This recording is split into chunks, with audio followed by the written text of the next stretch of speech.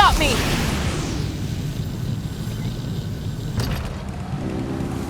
Huh? Is that Navia over there? Oh, it's been a while! Let's go say hi!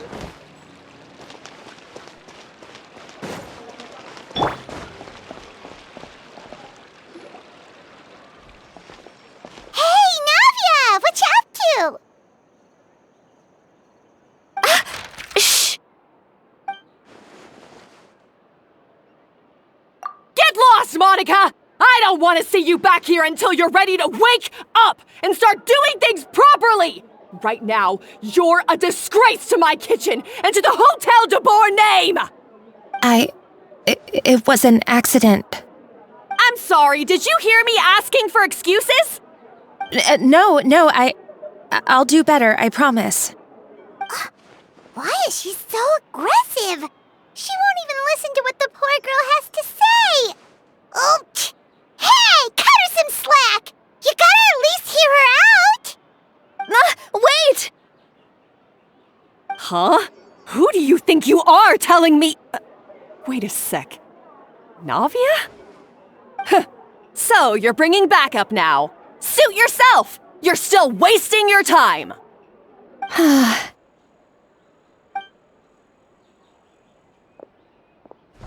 Savannah, is this how you always treat your staff? My staff is right. I'm the one in charge here now. And last time I checked, the Hotel de Boer doesn't take orders from the Spina di Rosula. Of course. How you run your kitchen is none of our business. But when a member of your staff is so overworked he becomes gravely ill, that most definitely is our business. We're going to stand up for him, whether you like it or not. Overworked? I've said it before and I'll say it again. If Fermon can't handle the job, then tough luck. There are plenty of other capable people I can hire instead. But Philmont can do the job, he just... Monica, back inside, now! Huh? But you said I shouldn't come back until... Just do as you're told, and not another word out of you! Come on, we have work to do! Wow! What a horrible person! Sorry. Looks like I've dragged you into some drama again. Her name is Savannah. She's the new head chef at Hotel de Boer. Ever since she took the job, she's been enforcing a brutal work regime and putting a huge amount of pressure on her staff. One guy was so overworked, he collapsed from illness. He's been bedridden for days, and he can barely even talk properly. I'm sorry. It's all my fault. I don't deserve to be a chef. At his family's request, the Spina di Rosula is trying to mediate on his behalf. We're not exactly making a ton of progress, as you saw. Savannah is adamant that Vermont's exhaustion and illness have nothing to do with her or how she's been running her kitchen. She's refusing to have any kind of meaningful dialogue with us. Our next thought was to talk to the other chefs at the restaurant and get a better idea of their working conditions. But with Savannah watching them like a hawk, no one has been willing to open up. And that's why I'm here, doing it the old-fashioned way. Camping out, watching, and waiting for an opportunity. Oh, shoot! It all makes sense now. Sorry. Paimon should have thunk before she spoke. Did Paimon ruin everything? Oh, no, not at all, Paimon. Honestly, the way she was laying into Monica, someone had to step in. I'm sure I would have piped up if you hadn't. And besides, I don't really think I'm built for espionage. Yeah, meaning it's gonna be all the more difficult to get the inside scoop now. Oh, I might as well head back to the Fleuve Cendre then. We'll need to come up with a whole new game plan. Paimon will join you, 'cause this is kinda all Paimon's fault. Guys, it's fine. You don't need to worry about it. That said, if you were planning to visit the Fleuve Cendre anyway, let me take you out for a meal. I'll make sure it's a proper feast. A really famous chef just joined the Spina di Rosules tavern. Her name is... Sorry to interrupt. I just wanted to apologize for the scene you witnessed just now. We shouldn't subject our customers to that. This is a small token from us. It's some candy from Monica. She asked me to make sure it was delivered into your hands. Monica's the one apologizing? Huh. Clearly Savannah is the one who owes an apology. Our head chef has been a little highly strung lately. Sorry for everything. All right. Since there's candy, Paimon will drop it. Not the candy. Thank you for understanding. We'll make sure to pass your feedback on to Miss Savannah. A little highly strung, huh? Paimon doesn't get it. How did someone like her even become head chef? Well, according to Fermat's family, she hasn't always been like this. But that's a story for another time. Let's try this candy. Oh, Paimon totally gets it. Come on, dig in! Huh? Hold on, there's something written on the wrapper. Find... Escoffier?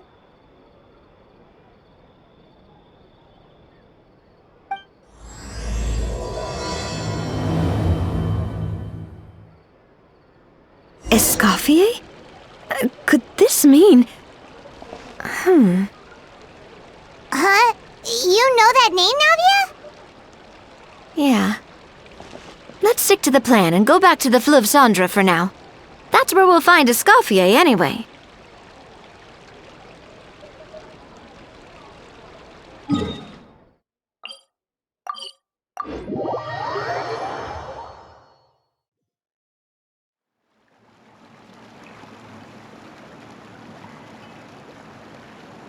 So, who is this Escoffier, anyway?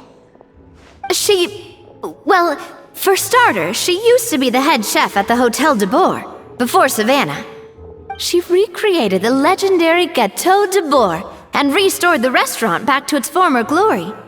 Safe to say, she's the most renowned head chef in the Hotel de Boer's history, after the culinary genius Modeste himself. Gâteau de Boer? That's the super exclusive cake that they only sell a few slices a day, right?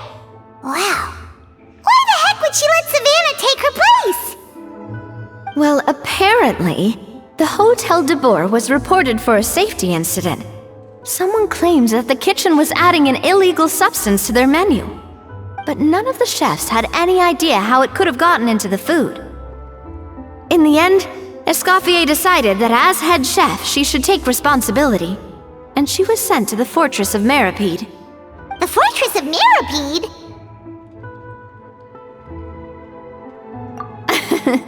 Well, you're right. The quantity of the substance they found was fairly minimal. Even the guards believed the whole thing was probably just an accident. Escoffier didn't have to stay in the fortress for long, but still, by the time she returned, the role of head chef had already passed to Savannah. So that's what happened. Paimon still thinks it's really unfair. Even though Escoffier is no longer head chef at the hotel, she's still well respected by the staff. So, I'm guessing what Monica wants is for us to convince Escoffier to try and negotiate with Savannah on the staff's behalf. Oh, Paimon gets it! Monica wants Escoffier to come back and kick Savannah out. It's simple. If the new head chef is stressing everyone out, then the solution is just get the old one back. Well, about that... You thought cream of mushroom soup was ready to serve after 3.5 minutes on the stove! You'd have had more sense serving hot water with ice cubes. At least then you wouldn't have wasted all this perfectly good cream and mushroom. What do you say, Hilaire? I'm sorry, Cream. I'm sorry, Mushroom. As you can see, Escoffier is that kind of chef as well.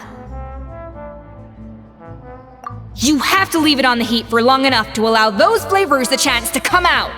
Don't be fooled by the aroma when the water first starts to boil. Got it? Yes, Chef. Then go back and do it again.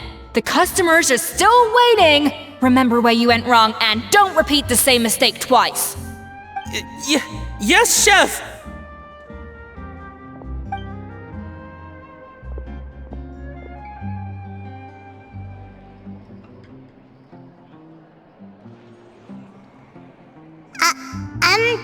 Excuse us, Waiting to be served? Sorry, we're pretty busy. I'm afraid you have to join the line. Oh, no, we're not here to eat. So you're not paying customers? Then I'm afraid the wait will be even longer. It's hard to talk to Escoffier when she's in the zone. Let's take a seat. We can catch up while we wait.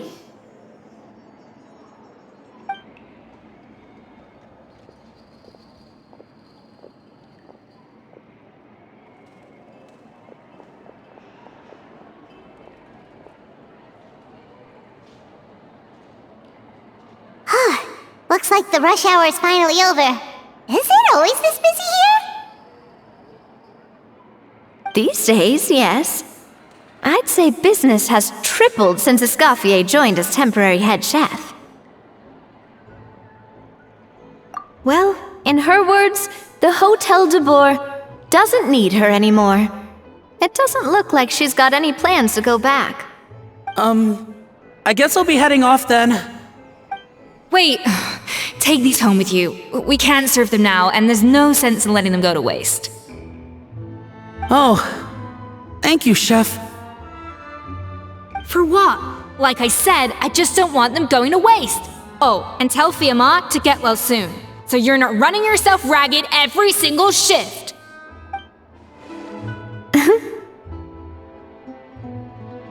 Fiamma. That's the second time we've heard that name. Who is that again? He's the chef that fell ill from stress. Hilaire is his son, and with Mom stuck at home taking care of Dad, he decided to pick up some work to help pay the bills. Escoffier knows their situation, so she's been making some extra food every day for him to take home. Hey, I heard that, Navia! I've told you before, no one's making extra food.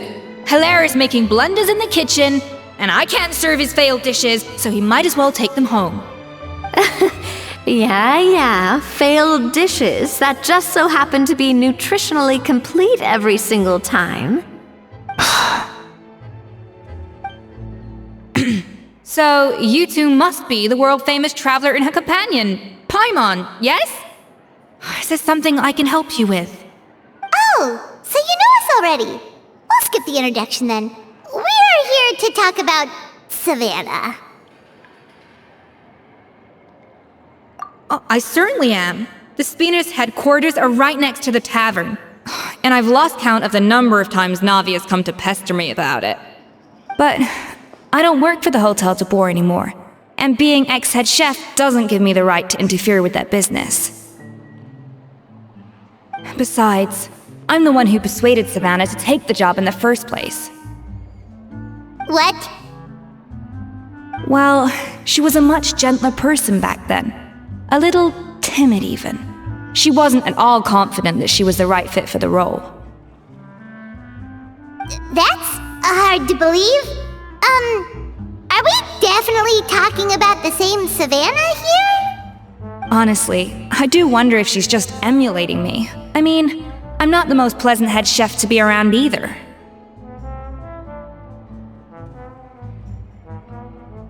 Anyway, suffice to say that given the history between us, it'll be tricky for me to tell her she's doing her job wrong without coming across like a huge hypocrite.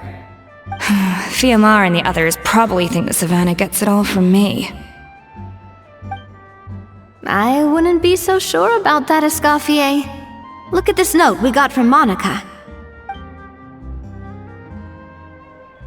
She mentioned me. Whatever shortcomings you feel you have, it looks like Monica still trusts you. As for the others, well, how can you know what they think unless you ask them? Monica. Plus, it's not like we're asking you to storm in there and raise hell. We're only in the initial phase of our investigation. All we're trying to do is get the other chefs to open up to us. Oh, Monica. Oh, Monica! Escoffier? I can't believe her! Powdered sugar is supposed to be applied sparingly. Look at all that on the wrapper. It's thicker than the sole of my shoe. Unbelievable! I won't stand for this. She has to learn. Come on, we're going. Wait, so now she's, Let's go catch up to her. We don't want to keep her waiting.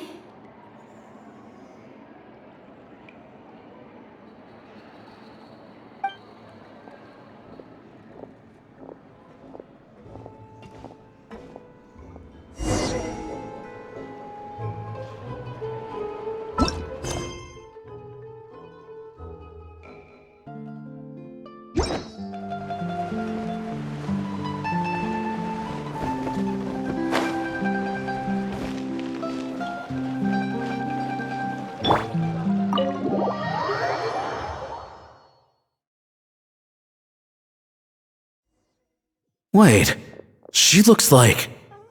Is that Escoffier? Escoffier's back? Yes! I've missed her cooking! I was just saying, Hotel de Bourg is nothing without her. You can't match Escoffier's talent. I'm sorry. I'm so sorry. I'm so annoyed.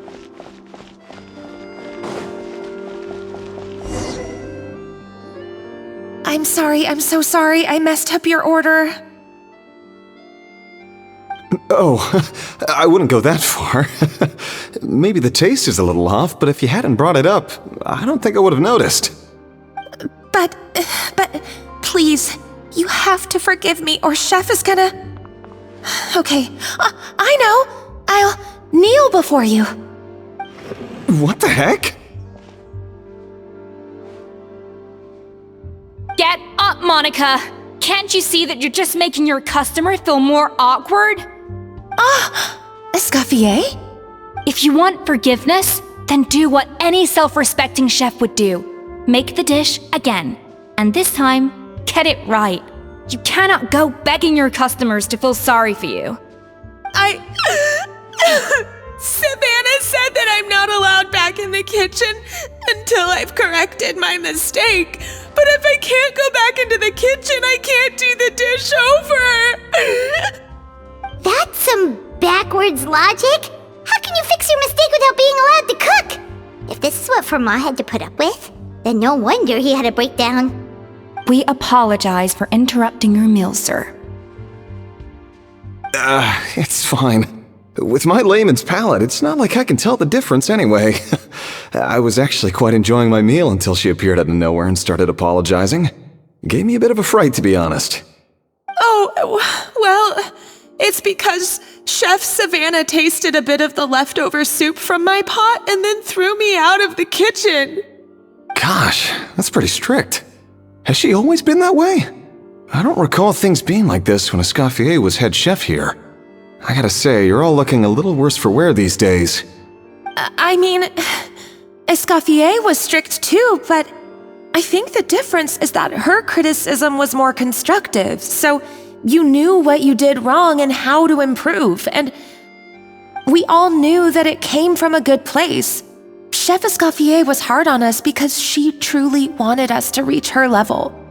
But these days, whenever we make a mistake, we just get told to wake up, get your head in the game, or just do it again. And it's only gotten worse since word got out that Chef Escoffier had started working again in the Fleuve Cendre. Monica, you don't need to call me chef. I'm not the boss here anymore. Yeah, but through no fault of your own. What happened back then, that wasn't on you, and all of us know that. That banquet was a huge event, and so many staff were involved every step of the way.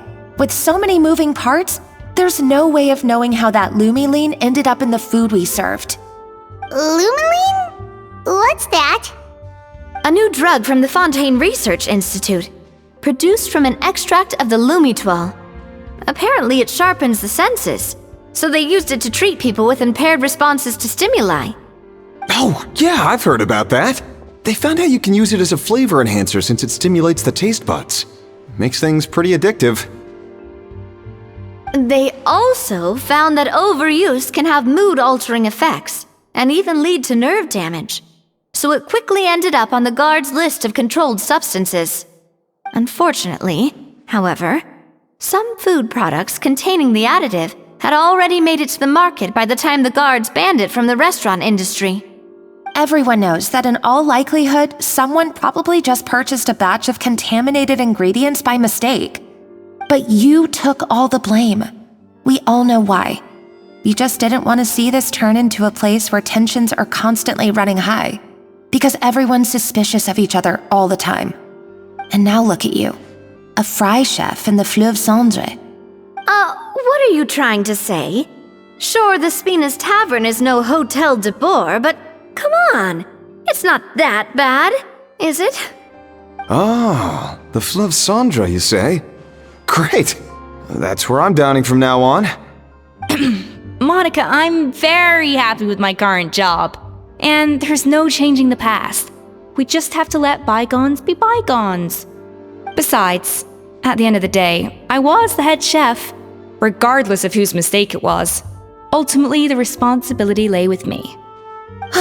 If only Savannah was half the boss you were. I'm sorry? Do you have a problem with my conduct as head chef? No, chef. So you do remember who's boss?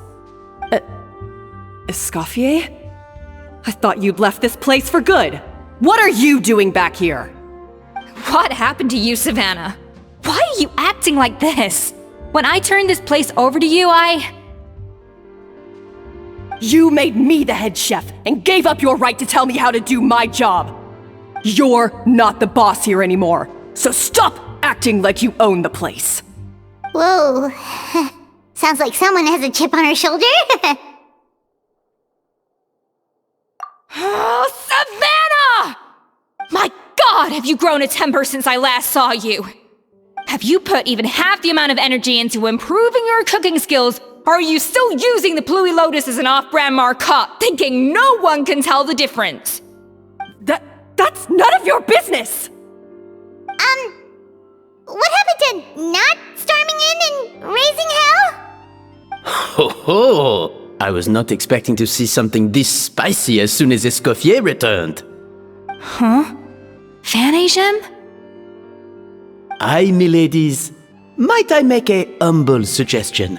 Given that we have ourselves a tête-à-tête between chefs at the Hôtel de Bord, I dare say it would be de rigueur to settle this the traditional way. The traditional way? That can only mean one thing.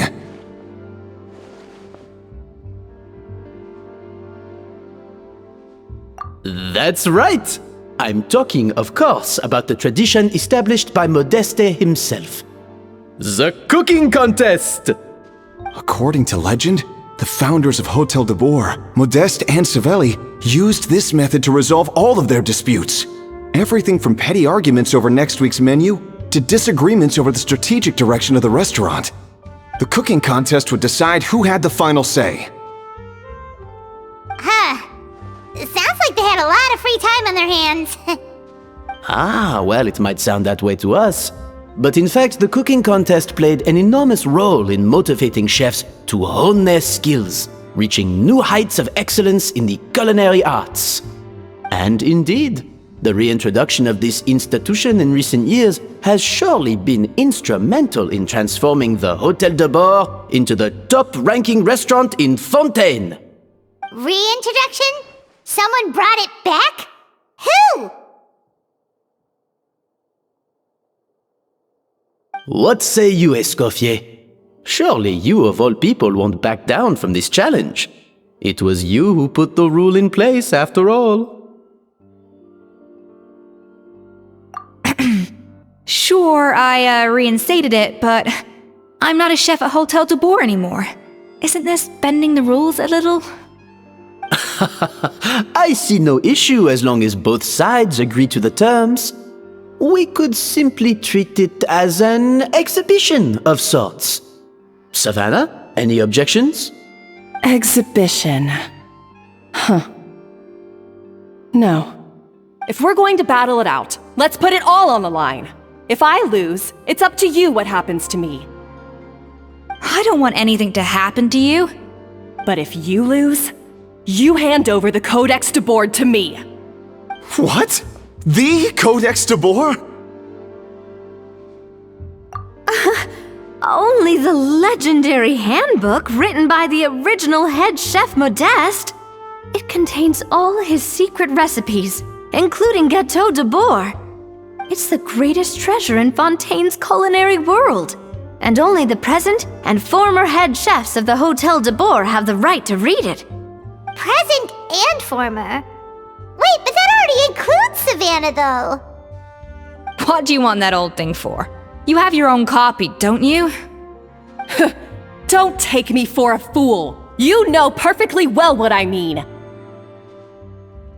I want your copy, the original version, the one you took with you when you left us. I'm sorry, I must be missing something. You know, there's no difference between the original and the copy, right? They contain the exact same recipes. Stop trying to change the topic. What's wrong, Escoffier? Scared you're gonna lose to me? Or are you scared of me getting my hands on the original codex? Savannah, you may remember that we gave her the original as a parting gift, to thank Escoffier for her years of service. Asking for it back feels a little, Oh, I'm sure it won't be an issue, as long as both sides agree to the terms. Those were your words, weren't they? And as for the contest itself, let's make it a bake-off. Gâteau de Boer, per the recipe in the codex. Well, Escoffier, you against me. Are you in or out? You sound surprisingly confident. Alright then, let's see how much you've actually grown. I hope you surprise me, Savannah. I'd hate to find out that all you've learned after this long is how to chew people's heads off. Believe me, I'll show you. Escoffier, are you sure this is a good idea? You accepted her terms a little hastily. Oh, it'll be fine. Let's head back to the Fleuve Cendres so I can get prepping.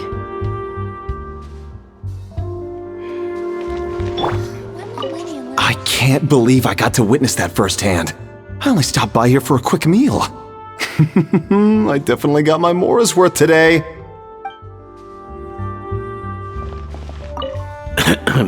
I do apologize. This whole ordeal reflects rather poorly on us. I'm afraid it's not quite that simple. The Hotel de Boer runs as more of a partnership, you see. It was founded by two friends, Modeste and Savelli, and it's been that way ever since. So, while I am technically Savannah's boss, it's not really my place to interfere with the business of the kitchen. To be perfectly honest with you, that's part of the reason why I suggested a cooking contest. If Escoffier wins, it would be the perfect opportunity for her to talk some sense into Savannah. Or, of course, if she wanted to return, then... But anyway, I'm getting ahead of myself. Whatever the outcome, this contest will hopefully serve as a turning point for us. Please, pass on my best wishes to Escoffier. I must say, Savannah surprised me with her confidence. Does she really believe she can best Escoffier in the kitchen? I thought she was just blowing off steam when she first raised the idea to me.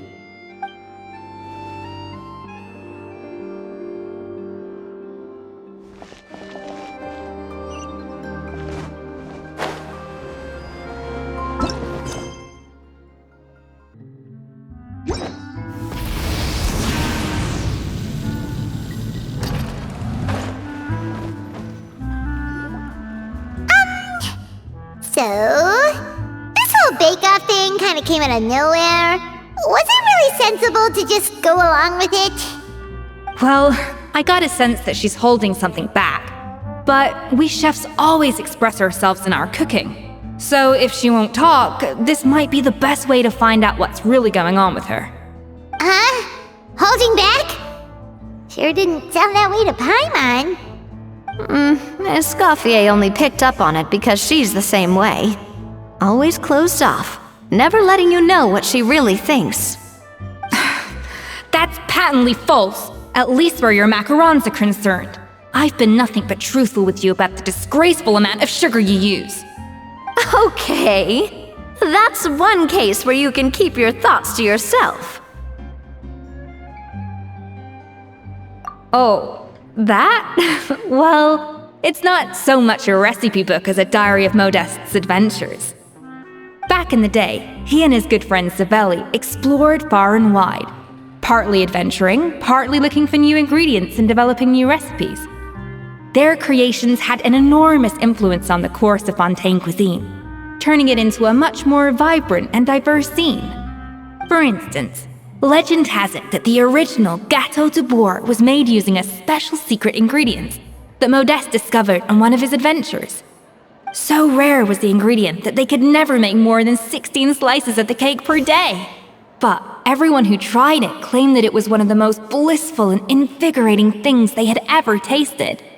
Modeste and Savelli went on to found the original Hôtel de Bourg, which catapulted them to stardom in Fontaine's culinary world. Especially Modeste.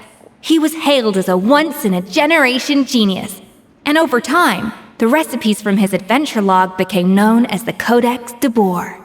Paimon's heard this kind of story before. Armed with the Codex, the Hôtel de Bourg took its rightful place as the finest restaurant in the land, serving those recipes for centuries to come. Something like that? What? No, of course not! Cooking is a constantly evolving art form. How could any restaurant survive if they only served food that was popular last century? Anyway, never mind centuries. Savelli and Modeste parted ways not even 10 years after their rise to fame. Then, Modeste passed away while he was still in his prime. And that was it. The end of the Hôtel de Bourg's heyday. It fell into decline, and for most of its history, it was just a nondescript place with a couple of cheap tables. It's only in recent decades that it started recovering. Even then, it still took numerous relocations and changes of management before we finally ended up with Vanigem and the restaurant we have today. Oh! So the Codex really isn't all that, then. Paimon figured it was like one of those mystical books they have in Liyue's martial arts novels, where the main character learns all their secret powers from. Yes, well, that's fiction, and this is reality. You can't meet the tastes of modern diners by following some ancient recipes from a dusty old book. Case in point. Even the Gâteau de Bourg they sell now is actually Escoffier's reimagination. Wait, really? Why though? Didn't that recipe make it into the Codex? It did, but like I said, it's the dusty old book now, and the records aren't as legible as they once were. Not to mention that there's no way of finding the secret ingredient Modeste wrote about. So, reimagination is right. I consulted some historical records and took what I could from the Codex. But ultimately, the Gâteau de Bourg of today is my own recipe. As for why we gave it the same name and kept the tradition of only selling 16 slices a day, well, you've got Vanigem's business sense to thank for that. Oh! Huh. Well, that kind of takes all the mystique out of it. Hey now, it might not be the original Gâteau de Bourg, but it's still the most delicious cake in Fontaine today. And who knows, maybe Escoffier's version is more suited to your palate.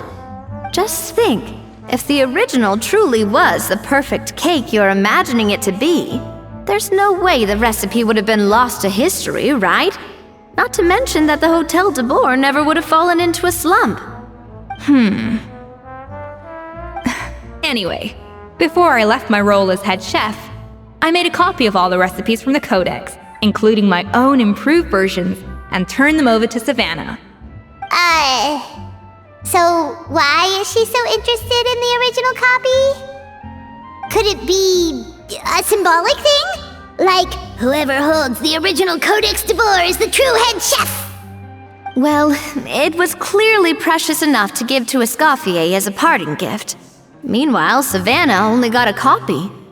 Maybe from her point of view, it's like management doesn't truly see her as being worthy of the role. You think so? The only thing is, it was her suggestion to gift me the original in the first place. Well, a joint decision by her and Venegem. But still. What? Huh. Guess she's had a major change of heart since she became head chef. Yeesh. Who knows? We could speculate forever. Better to just let our Gato do the talking. It means vesting her in this bake-off, and then getting her to explain herself, even if I have to beat it out of her with a spatula. However much she's changed since we worked together, I believe that she still has her chef's pride. And if she respects the art, she'll respect the outcome of our contest. Well, I'm confident that you and your spatula can get justice for Fremont. All you need to do now is win the contest. But that should be a breeze for you. Let's not get too ahead of ourselves. Gâteau de Boer is very complicated to make. Usually, it takes 3 chefs working in tandem to cover everything. Now, if I had to push it, I could probably do the work of 3 chefs myself. But I'd prefer to play it safe if I can find a couple of assistants in time. Well, that's easy. The 3 of us are veterans in the kitchen. You just need to pick 2 of us. Well, I have heard the Traveler is an accomplished cook, as well as a warrior. But be warned, I will hold you to exceptionally high standards. Think you're up to the task? Oh, count me in too. I've spent weeks perfecting my macarons after your scathing review. Even if it means competing against the Traveler, so be it. I'll show you what I'm made of. Confident. I like it. Alright, let's start with some elementary mise en place. Show me your knife skills.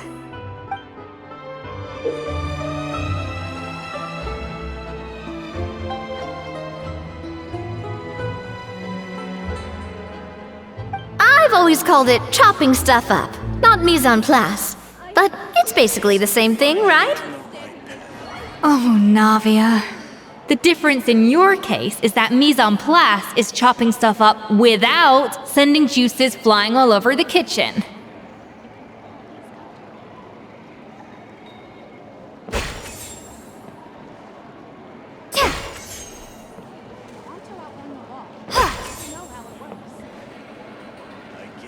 Finally on the right. Looks like you found that easier than I expected. Yeah, thankfully it was pretty straightforward in the end. You made it sound like we'd be carving statues out of fruits or something. Well, brace yourself, because the next step is anything but straightforward. I'll be using this cold press to extract flavor compounds from the ingredients. A kind of special food processor I got the Fontaine Research Institute to make for me. It uses cold temperature extraction to isolate the essence of cooking ingredients, which can then be used to flavor dishes more precisely. But this isn't exactly standard kitchen equipment, so that probably didn't make a whole lot of sense. Let me give you a demonstration instead.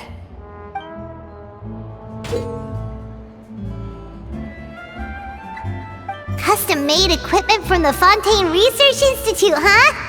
That's some pretty high-tech food prep. Paimon's never used anything this weird before. Cool! Not weird.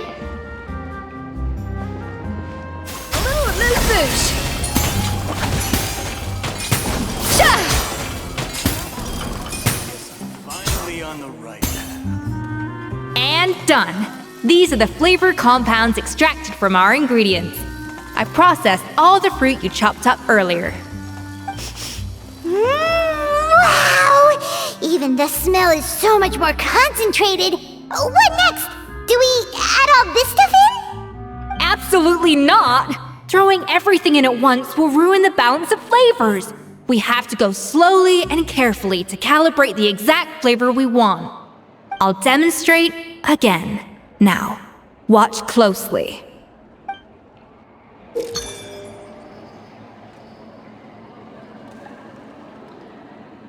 Slowly and carefully. Not a drop too much, and not a drop too little.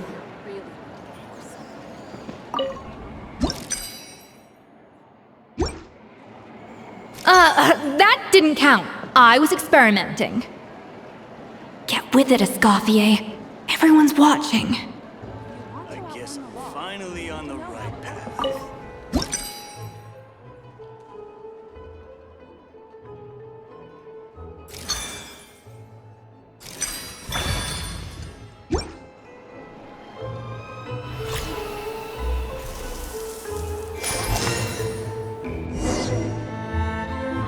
And voila! Now it's your turn.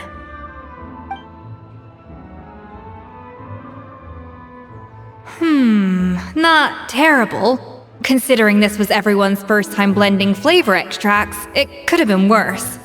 But the traveler's work was surprisingly good. Are you sure you've never done this before? You got almost perfect results on your first try. That goes without saying. Still, credit where credit's due. You did well. Alright, now for the part I've been looking forward to. I want each of you to cook something from the Hotel de Boer's current menu. I'll judge your submissions and give you a final score. That's right. The true test of your cooking skills is the finished product. It'll be good practice for the contest itself. Now get to it. Chop chop!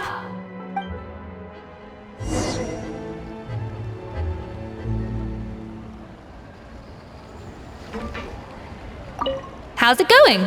Have you picked a dish yet? Choose wisely. I expect you to present the most delicious thing on the menu.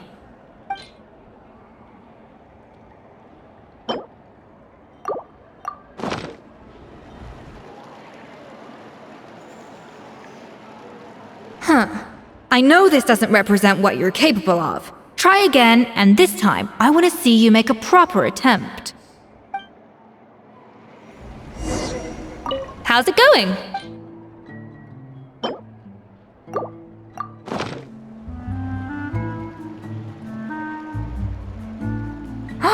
Look at that! With the grace of a snow-winged goose, as I like to say. Now, let the grating commence.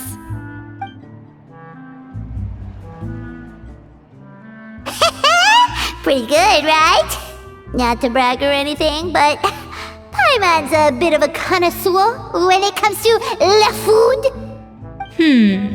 6 points. What? Oh, well, fair enough. Paimon doesn't cook all that often, so as long as it's a pass. That's 6 out of 100. What?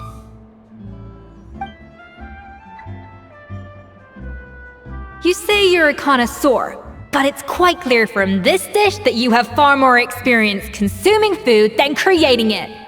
By that logic, I suppose you think listening to Lady Farina on repeat every day would make you an opera singer. Aww. Me next! I'll have you know that this batch of macarons has 2 whole tablespoons less sugar than my previous ones. So you went from 12 tablespoons to 10? Well, it's nice to know you actually measured it out. Because it tastes like you just threw in whatever was left in the jar. 6 points. Aww. Now to the final dish. So, what do you think? This is our last hope. 8 points. Darn! That's barely higher than what we got. Not exactly. The color is spot on. Beautiful aroma. excellent presentation. I have to give this one 8 points out of 10. Maybe even 9 points. Huh? How did you pull that off? Don't get me wrong, there's room for improvement. But still, this is clearly the work of an accomplished chef. I can tell that you've put many hours of work into honing your skills in the kitchen. I can really taste the grace of the snow-winged goose in this dish. The traveler's journey, with all its trials, tribulations, and setbacks. Not to mention the frustrations of having a picky eater for a partner. Hey, you made that last part up! No way did you taste that! Well, it looks like I lost fair and square. I guess you'll be taking the Traveler as one of your assistants then? But if it takes 3 chefs, that still leaves 1 slot remaining. Maybe Paimon and Navia should keep practicing and see how it goes? Chef Escoffier! Oh, it's Hilaire! What brings you here? I heard the news about the cooking contest. You're doing Gâteau de Bourg, right? I was just wondering if you needed any help?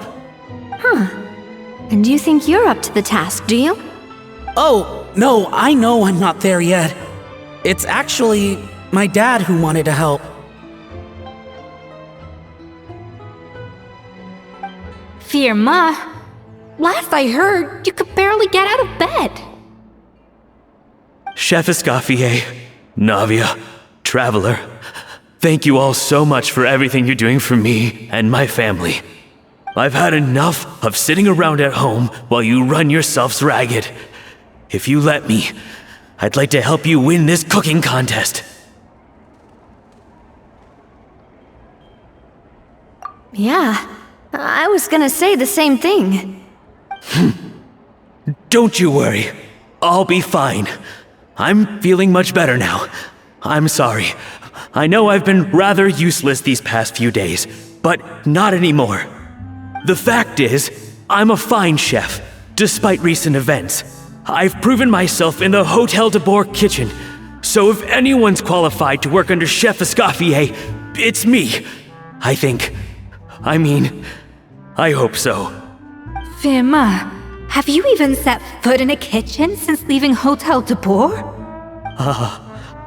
I have not, but I'm fully rested now. I know I can handle it. I'll prove it. Let me whip something up for you right now.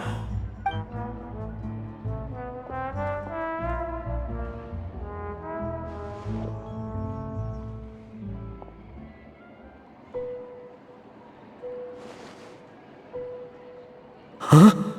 That's strange. Why are my hands shaking?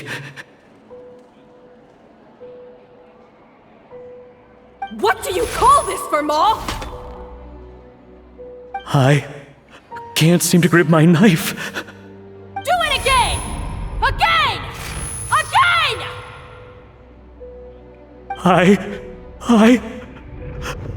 Hopeless. Get out of my kitchen yesterday.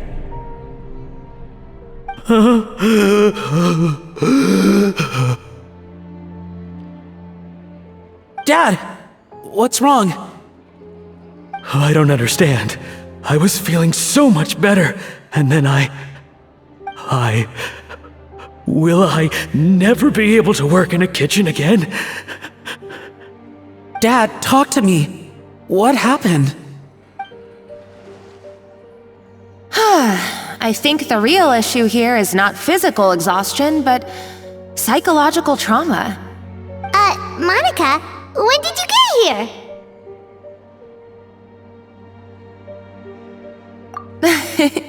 Probably because you were all concentrating so hard on your cooking. I didn't want to interrupt your flow. But anyway, Firma, I'm so sorry.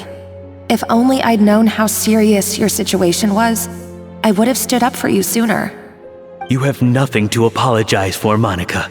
During those long nights of redoing every order, you were the only person who looked out for me. Oh, come on. All I did was make you some tea. I doubt it was much help. Savannah was so ruthless toward you. I probably should have brought you something stronger. She sounds like the worst. All right, another Savannah horror story. Let's hear it. She's been getting harsher and harsher on us ever since she heard about Escoffier's new role in the Fleuve Cendre. Seems like no matter what we make, she'll find something wrong with it. What is this? It looks like a dog's been at it! In the trash now! Then she orders us to redo the dish again and again, but we never know what's going to make her happy. Do it again, do it again, do it again! Every time you remake it, you just get another earful from her. Either straighten yourself out, or get out of my kitchen! So now, it seems like just picking up a kitchen utensil gives me flashbacks of her yelling at me. Oh man, that must be awful. The more I want to get it perfect, the more my hands shake, and the more scared I am of making another mistake. How can you give up so easily, Firma? You weren't a quitter when you were working for me. And even under Savannah, you talk about working late into the night trying to perfect your dishes. That says to me that you still hadn't lost that determination to prove yourself. What changed? I don't know what's come over me. When I think back, I just remember feeling like my heart and my hands were growing heavier and heavier as the shift went on. Each time I had to redo a dish, my heart sank a little further. Maybe Savannah was right. Maybe I am just hopeless at this. Dad. I see. Well, it sounds like there are some deep issues at work here. Ones that won't be resolved by merely seeking compensation. I will win this contest, and after that, I encourage you to approach Savannah and talk this out. But what if you can't find another assistant in time? Clearly, I'm in no state to help out. You think being one person short will ruin my chances? Let's not forget, I taught you and her everything you know. Even if I had to go it alone, I would present the perfect gâteau. Oh, well, Paimon and Nadia will still keep practicing, just in case. And so will I. Yeah! And if worse comes to worse, we can always get the Spina di Rosula to put out an emergency call for chefs. There's gotta be someone out there, right? Actually, I thought maybe I could help. That's sort of why I'm here. What? Why didn't you say so? I was going to, but then... well, this is the first chance I got. You do this for us? Thank you so much, Monica. Alright, fine by me. But aren't you still working for Savannah? Joining the other side seems like a guaranteed way to put your future employment in jeopardy. I know, but it's alright. I've made up my mind. With the way things are, I can't keep working for Savannah much longer anyway. Unless I want to become the next Firma. I'm done with sucking it up. It's time to try and turn things around. If this cooking contest can get Savannah to see the error of her ways, then I'm sure she'll forgive me for this. Well, Paimon didn't think we'd be poaching from Savannah's staff to get our third person, but there you go. Anyway, Monica's a professional chef, so nothing could possibly go wrong now. Great! Then it's settled.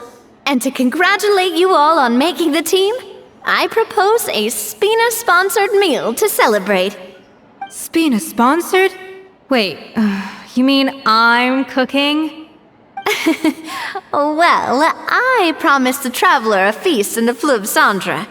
And I know how much you've been looking forward to it. Yeah! Feast, feast, feast!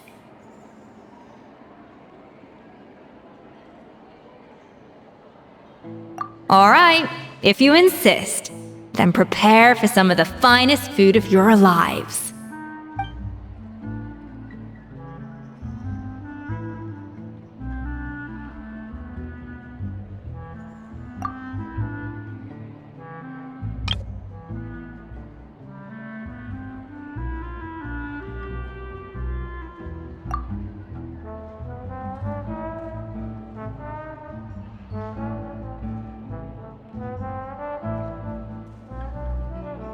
That's not a bad idea, actually. Wait, hold on. You need to finesse that further.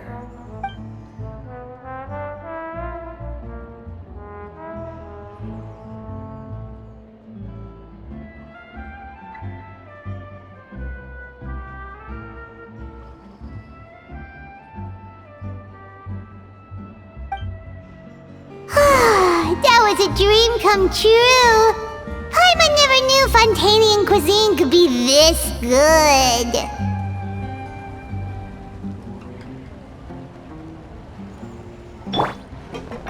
So, this is what Chef Escoffier is truly capable of. I guess I'm finally on the right path. I wish I could eat that all over again. It's not often that Escoffier goes all out like this. And it's all because of you, Traveler. Wow. I don't know if I'll ever be able to cook as good as that.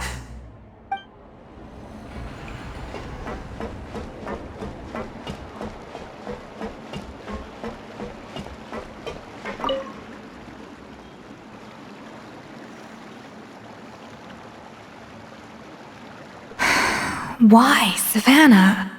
Why? Oh, nothing. I was just flicking through the original Codex de Boer. I wanted to see if there was anything I'm missing. Something I hadn't noticed before. That might explain why Savannah's so desperate to get her hands on it. But I can't find anything. It's just some hastily scribbled recipes in between diary entries from Modeste's adventuring phase. And most of it's not even legible anymore. The copy I gave her not only has all the recipes in full, but even includes my own private tips and notes from years of experience. Surely that's infinitely more useful than this old thing.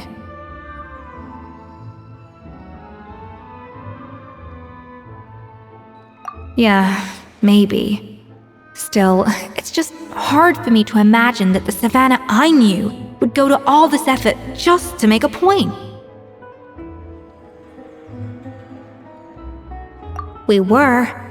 At least I always thought we were. She was a little shy, but meticulous with everything and everyone she dealt with. She made a few mistakes here and there, but she was quick to correct them whenever they were pointed out. And she was always striving to improve as a chef. Those qualities are why I recommended her to replace me as head chef. I never imagined for 1 second that she'd cause Fiamma and the other staff so much grief.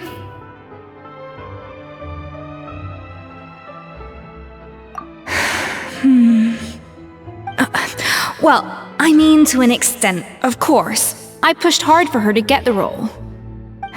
And the idea that she turned out like this because of me is difficult to come to terms with. I wonder if this is how Modeste felt back when he was writing the Codex.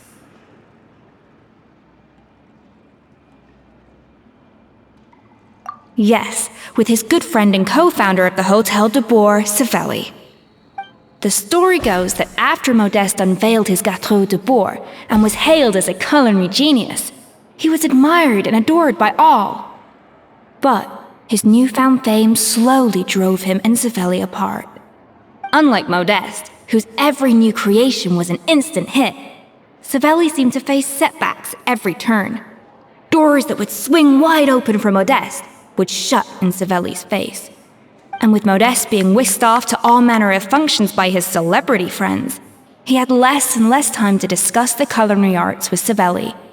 People started gossiping about Savelli, and their relationship between the two gradually soured. Everything came to an abrupt end when Modeste, still in the prime of his life and still hailed as a genius, suddenly died from an acute illness. And that was it. They neither had a decisive split, nor got the chance to properly reconcile. Their story just came to an end. One rumor had it that Savelli actually killed Modeste out of jealousy, even as the latter was hoping to make amends. Unlikely, it's a popular theory, but there's no real basis for it. At least there are no records of Savelli ever being convicted of a crime. Still, beyond a point, there's no way of knowing what truly happened in the past. All we can do is try to make sure the present doesn't quite go as badly. And that's why I have to win this contest tomorrow. Then get the truth about everything that's been going on, even if it means cracking her open like a nut. Really? Well, I like the confidence. Don't let me down tomorrow, then. You better bring your A game.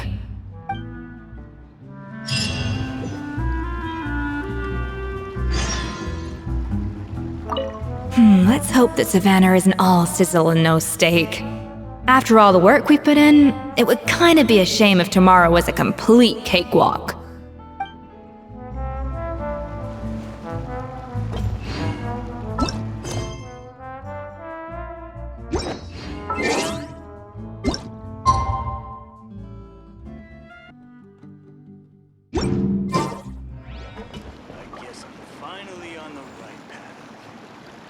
It's Cooking Contest Day! To the Hotel de Boer! Toot sweet!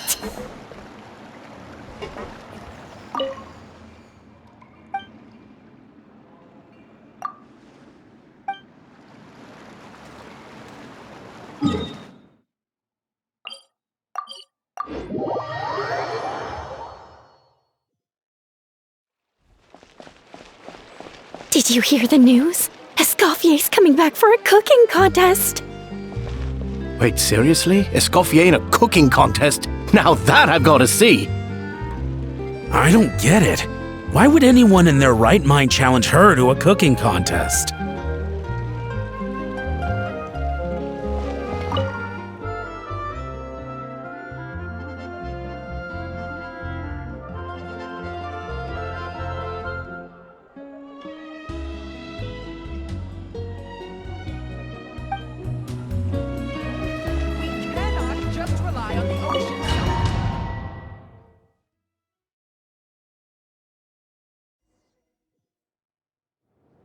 Mesdames et messieurs, welcome one and all to the Hotel de Boer and to this most exciting of cooking contests.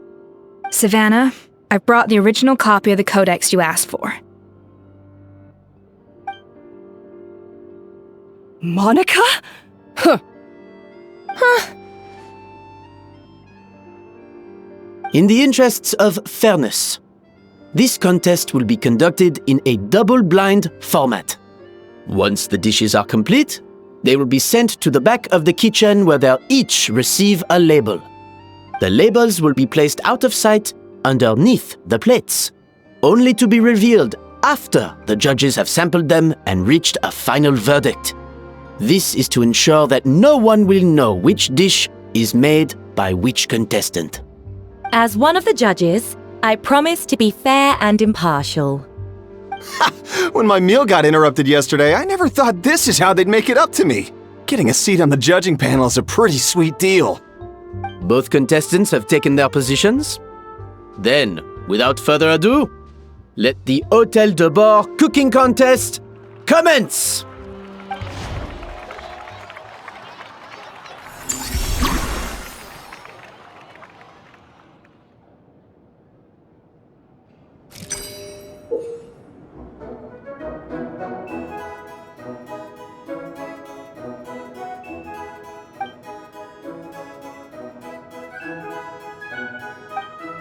Monica, Traveler, it's go time. Let's do this. Alphonse, Gaspar, get to work! Do not disappoint me. Looks like our two head chefs are raring to go. Like an oven on full blast, this competition is quickly heating up.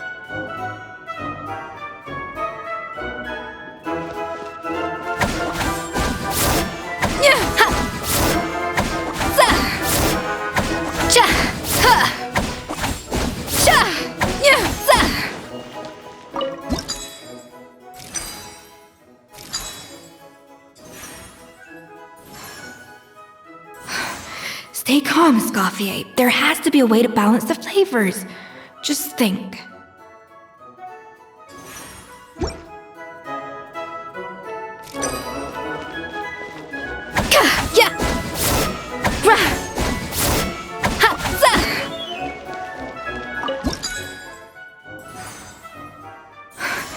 What are you doing, Escoffier? Your team's waiting on you.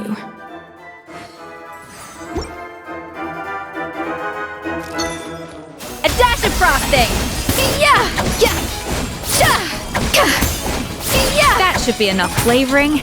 Now hurry up and balance the flavors.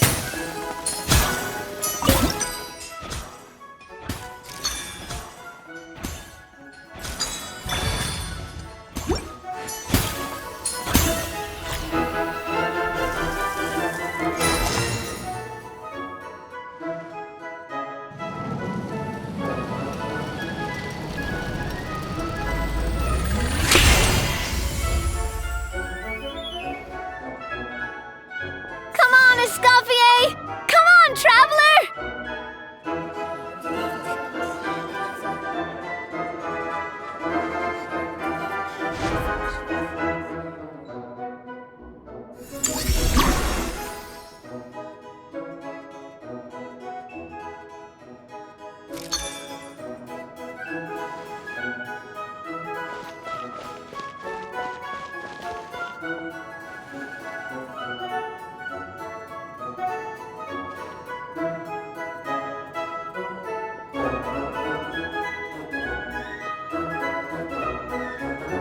Alphonse!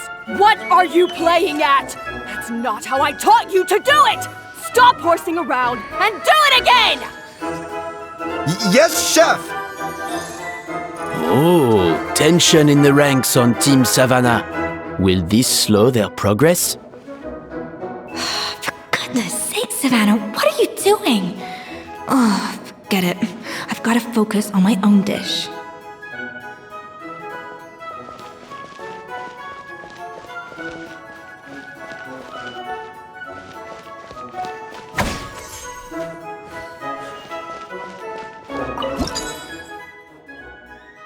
The balance of flavors is about right, but the quantity is too low.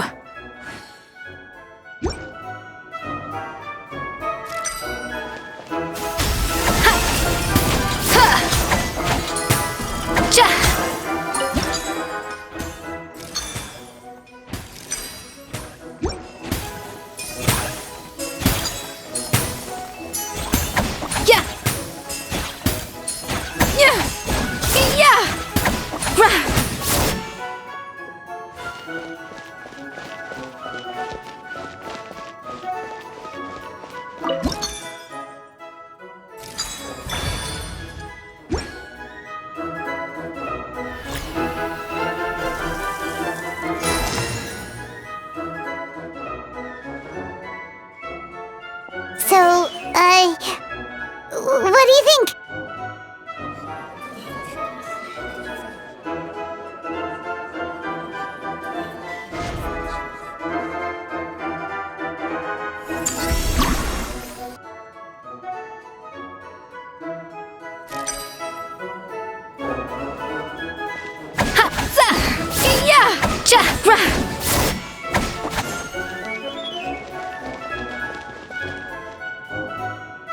Escoffier is already on the final step of the recipe.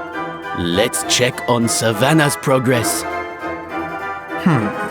I think this flavor profile is still a little bit off. Enough! Oh, useless! Both of you, make like an egg and beat it! I'll do it myself. Wow! Is Savannah serious? Can she really make up for lost time working alone?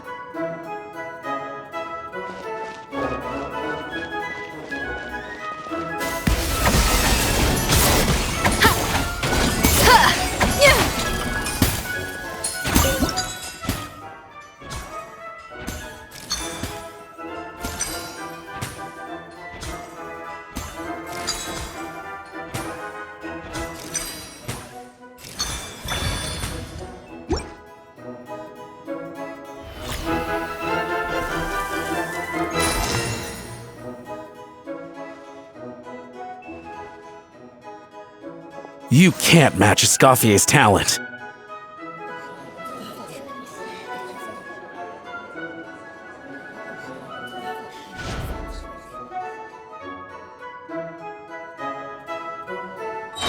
I present to you Gâteau de Bourg.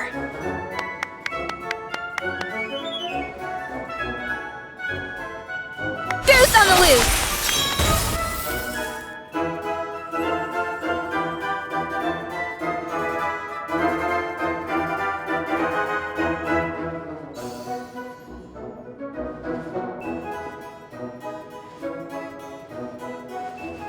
That was perfect! We were like a flock of snowing geese, completely in sync, working gracefully and elegantly together. Great work, team!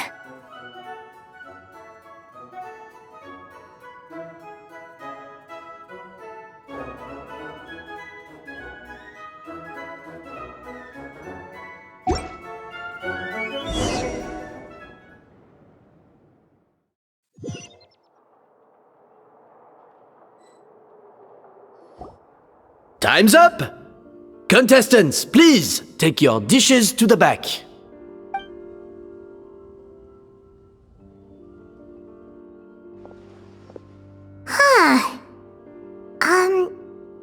That guy was right. You really can't tell whose is whose just by looking at them. We both made the same dish after all. For all her flaws, Savannah's a talented chef who earned my recommendation for good reason. She wouldn't screw up something as elementary as the cake's appearance. Whoa! This is really rather good. Wonderfully soft and fluffy. Beautifully sweet. This is a masterclass in how to make Gâteau de Bourg. I would give this one at least 9.9 out of 10! Only because there's something about the flavor of the base. It's just a little different from the recipe I'm used to. Huh? Really? I couldn't tell.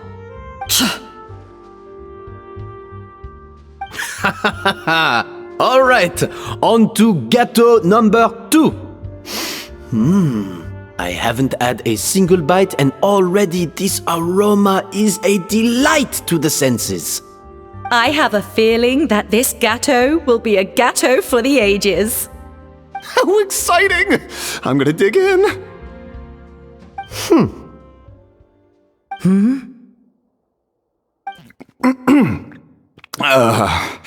I think maybe someone got a little carried away when they were adding the sugar. Not just the sugar, it's the flavors too. This is all over the place. Who made this? It appears the decision is unanimous. This gâteau is far below the standard we would expect. And Paimon thought this might actually be close. Turns out she can't bake to save her life. Something's not right here. Savannah may not be perfect, but no way is she this sloppy. I can now declare that the creator of the first gâteau has won this cooking contest. Now, all that remains is to turn the plate over and reveal the chef's name underneath. What? It's Savannah? No! That's impossible! Hey, Savannah! You cheated, didn't you? You cheater! What did you do? Oh, you swapped the plates, didn't you? Well, someone's a sore loser. These cakes went from the oven to the judge's table without me ever laying a finger on them. And everyone here can attest to that. It was Van Gem's staff who labeled them in the kitchen. If you're looking to accuse someone, why don't you start with them? Isn't it more likely that Escoffier's lost her edge? Oh, or maybe her assistants let the team down. You take that back!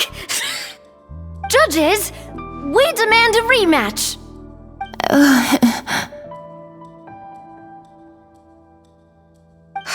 That's enough! What's done is done. As head chef, or rather as team lead, I take responsibility for the dish I served. Whatever went wrong and however it happened, I should have spotted it. Savannah, I didn't think you'd stoop this low just to beat me in a bake-off.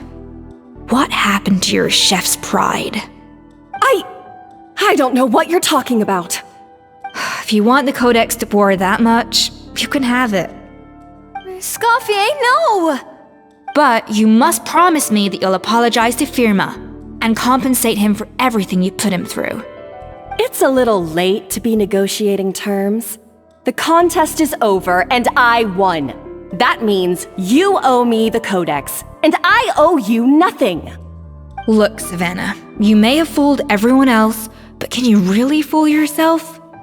What I'm offering is to accept defeat without looking to expose what you've done.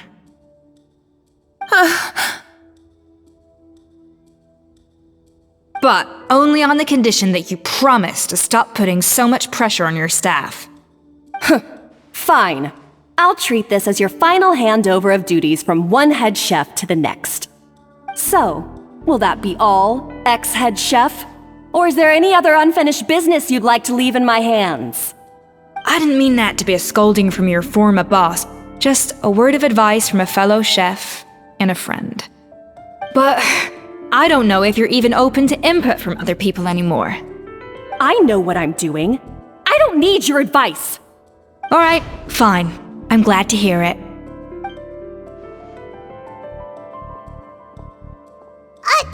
Escoffier? The Codex de Boer! Finally. Now, at long last, I will succeed. Escoffier? How could you let her get away with this? Yeah!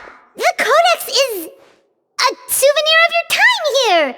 Doesn't that mean anything to you? It's alright. It was just a bake-off, not the end of the world. I'm already over it. Besides, it's not all bad. She agreed to compensate Firma. That's mission accomplished for the Spina. Honestly, if I'd have known that giving her the Codex would solve everything, I'd have just done that in the first place. I mean, why bother with the whole cooking contest? It's such a waste of time and energy.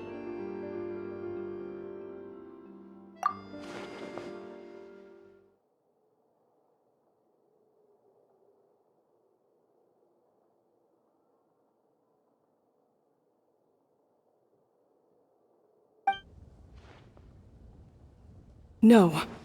No! This doesn't make any sense! Huh? That's it? No secrets, no nothing? I don't believe it! This can't be happening. Oh, Chef Savannah! Savannah?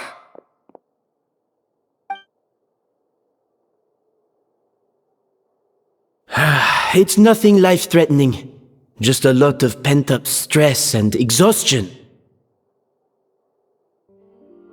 Oh, I knew it. Pent-up stress? Her? The truth is, however hard she might be on the rest of us, the person she puts the most pressure on is herself. Yes, there are nights when she makes us redo things over and over into the wee hours. But for her, it's every night. She'll hide herself away in the kitchen, working on new techniques and recipes, and only realize how long she's been at it when we come to work the following morning. But why? Why would she do that? Our best guess is, she doesn't want to be seen as less of a chef than Escoffier. And there it is. Even so, that's no excuse for taking her anger out on the rest of you. Yeah, and it's definitely no excuse for cheating in the cooking contest. About that, we honestly have no idea how she did it. We were focused on our own work the whole time, like she asked. Leone and Algalia were the ones I tasked with labeling the cakes. I've already spoken to them both. They're at a loss to explain it too. Not to worry. Come on, join me downstairs. I'll interrogate the guilty gâteau myself.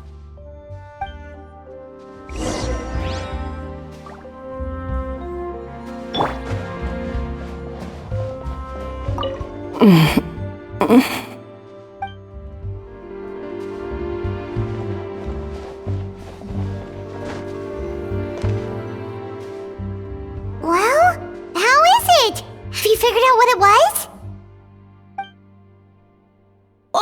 This is aggravated assault on my palate. I'd rather eat wet cement than this.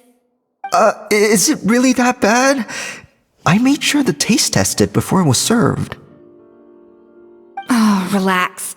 This isn't your cake. Savannah never switched the plates.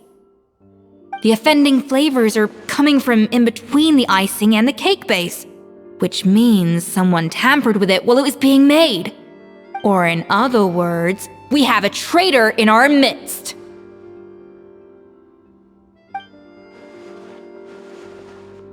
I'm sorry. I was forced into it. It was Chef Savannah. She said if I didn't cooperate, she would... Calm down, Monica. I've already accepted defeat. And if I wanted retribution, I would have brought this up when the results were announced. Whatever's going on with you, just spill the beans. There's no need to hide it.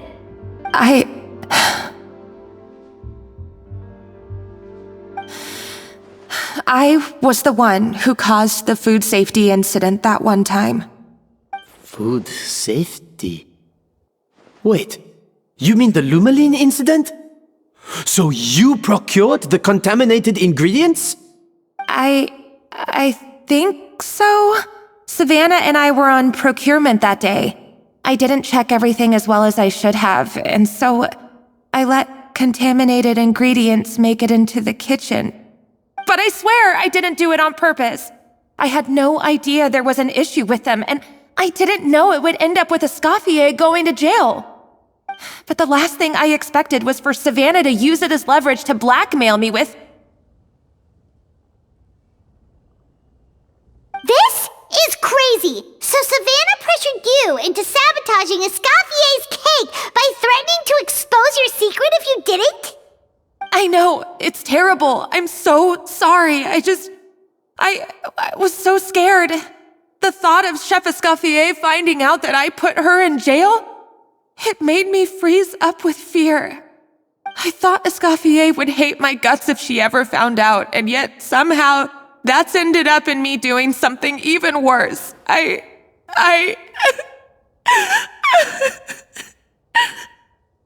Seriously? All this fuss over a little slip-up? Huh? Firstly, it's not like I got a life sentence. I did my stint at the fortress, and now I'm out. And secondly, I had my own reasons for leaving the Hotel de Boer. This wasn't the only factor. So you don't need to feel ashamed or frightened or anything like that. Any more than you need to add butter when you're pan-searing foie gras. You mean... you forgive me? Oh, well, I'm not saying you don't have to take responsibility for your mistakes. You should tell Vanagem to mark down your performance for the past few months. Then do some digging and find out exactly where those contaminated ingredients came from. Sure, you've made mistakes, but now's the time to fix them. Understood? Understood.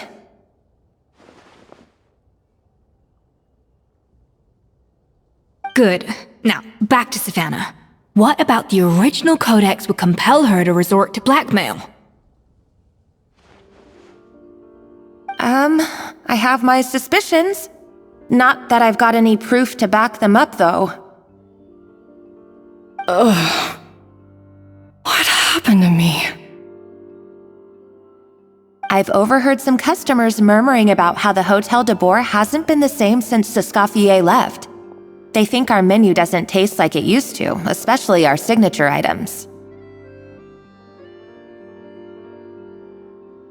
Now that you mention it, I noticed it during the contest too.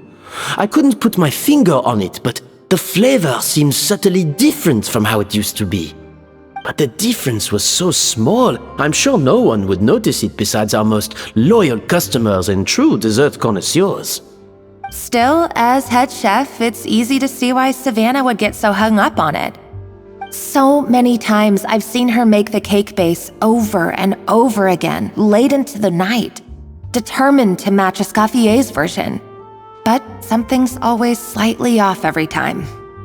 Yeah, I've noticed that too. Never really gave it much thought, though. Thinking back on it now, It's clear that Savannah's been in a downward spiral ever since Escoffier left. She wants to prove that she can fill Escoffier's shoes. That's gotta be the reason. But after countless setbacks, she's getting more and more unhinged. And at some point along the way, she switched from doubting herself to doubting Escoffier. Doubting Escoffier? For what?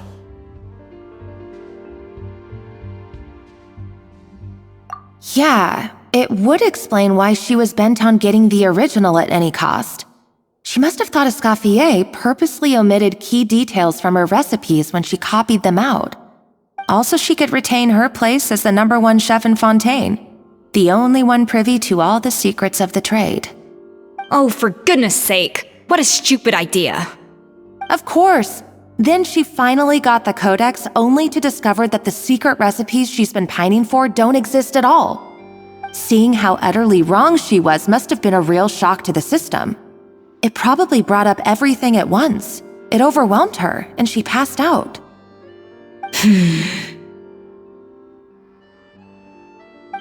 still one thing that doesn't make sense, though. If Savannah had the real recipe all along, how come it tasted different? She might not be on the same level as Escoffier, but surely after like 50 attempts, she'd get it right one of those times.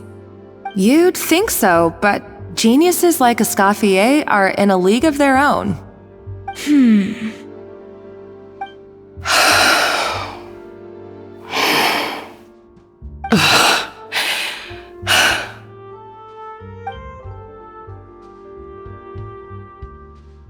New head chef, you say?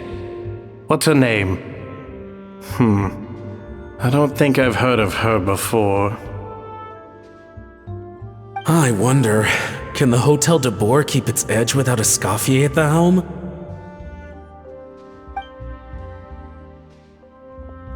This tastes different from last time. Is it undercooked or something?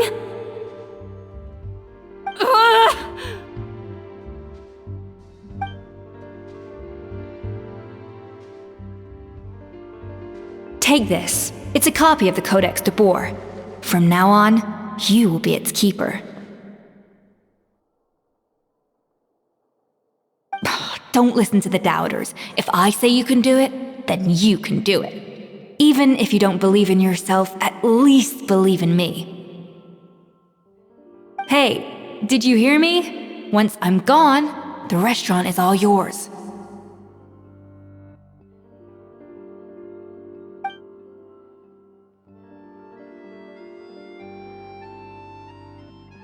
All this time, I've been blaming other people, but maybe I'm the problem.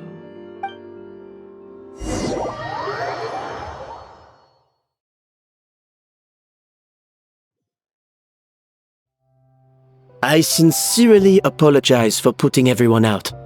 Savannah's awake now, but I don't think she's ready to speak to anyone yet. Let's give her the day to calm down. I'm sure you'll have the chance to talk everything out tomorrow.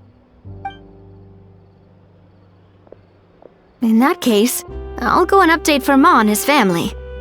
I wonder what he'll make of all this. So, we'll come back tomorrow then.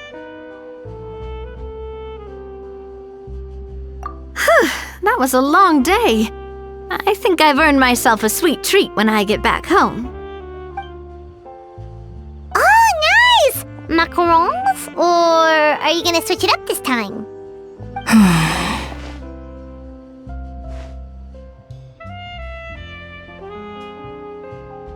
Traveler, how much do you know about the snow-winged goose?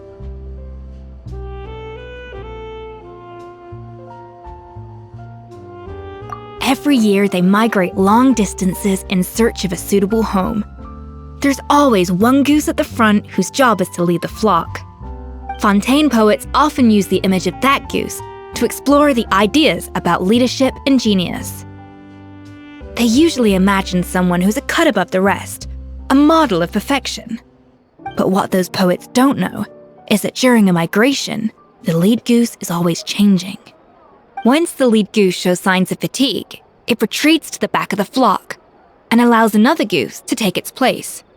So the truth is that leadership, with all the responsibilities and pressures that come with it, it's something that everyone takes turns at. But we humans completely miss that fact when we project our own ideas about social hierarchies onto them. I guess what I'm saying is, I don't buy into this notion that there's some sort of gulf between normal and genius. Cooking is a science, not magic. Given the same ingredients, same recipe, and same environment, I see no reason why two different people shouldn't be able to create the exact same dish. Of course, some people have a more sensitive palate than others, and some people are just born bolder or more conscientious. But these are all variables that can be accounted for with time and practice. I'd have no reason to expect so much from others if I believed that perfection can only come from the hands of a genius. The only reason I hold people to high standards is because, well, I believe they're capable of greatness.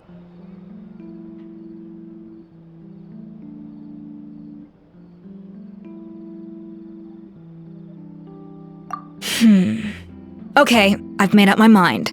I'm gonna get to the bottom of why Savannah failed. And come tomorrow, I'll give her the scolding of her life, pointing out all the mistakes she's made along the way. Then she'll finally see the error of her ways.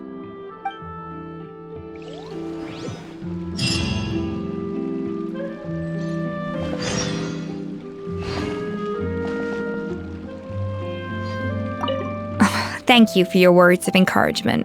I'm gonna head to the Hotel de Boer and spend the night investigating.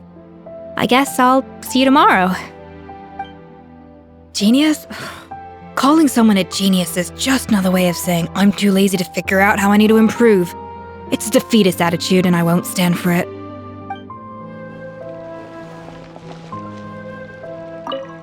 Thank you for your words of encouragement. I'm gonna head to the Hotel de Boer and spend the night investigating. I guess I'll see you tomorrow. Genius? Calling someone a genius is just another way of saying I'm too lazy to figure out how I need to improve. It's a defeatist attitude and I won't stand for it.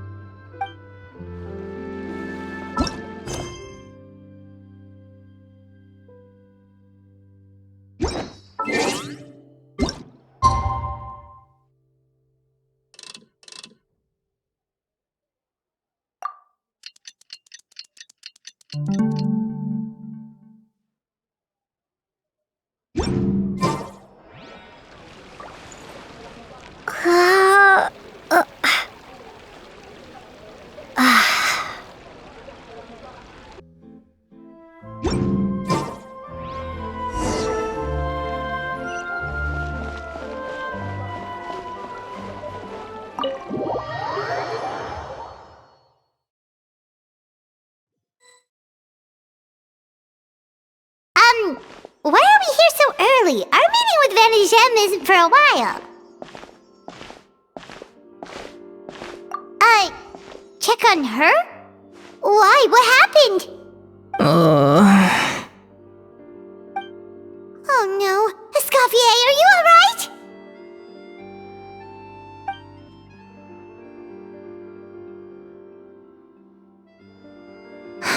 I'm fine.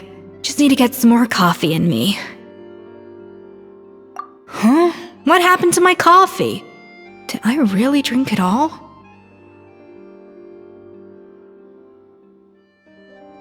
Alright.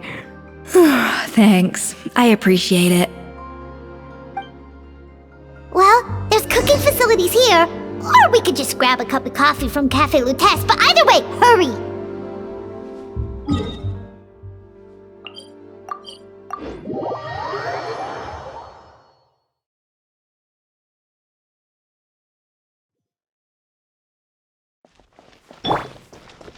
Full throttle!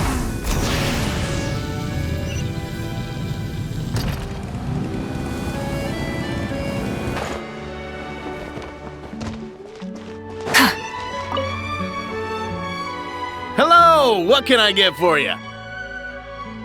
Sure thing. We're here to go.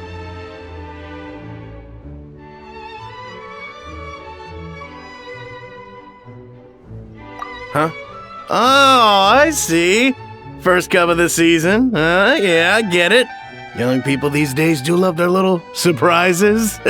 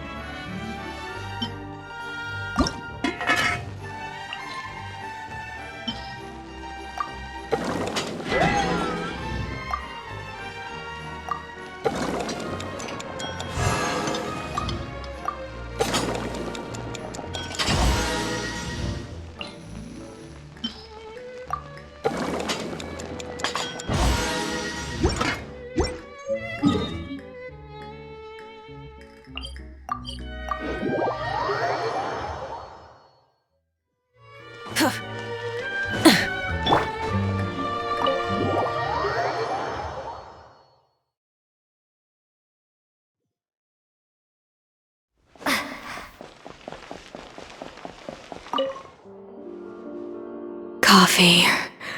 Need coffee.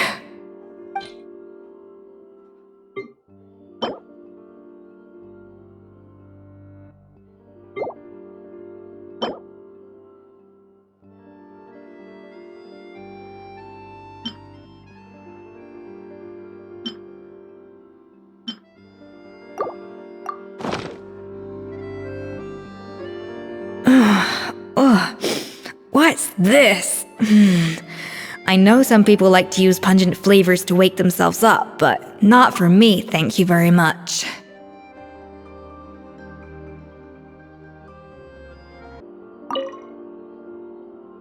Coffee.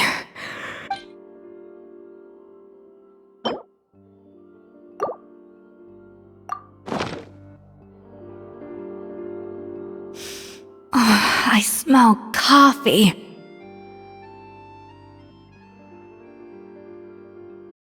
I feel much better now. Thank you so much, Traveler and Paimon.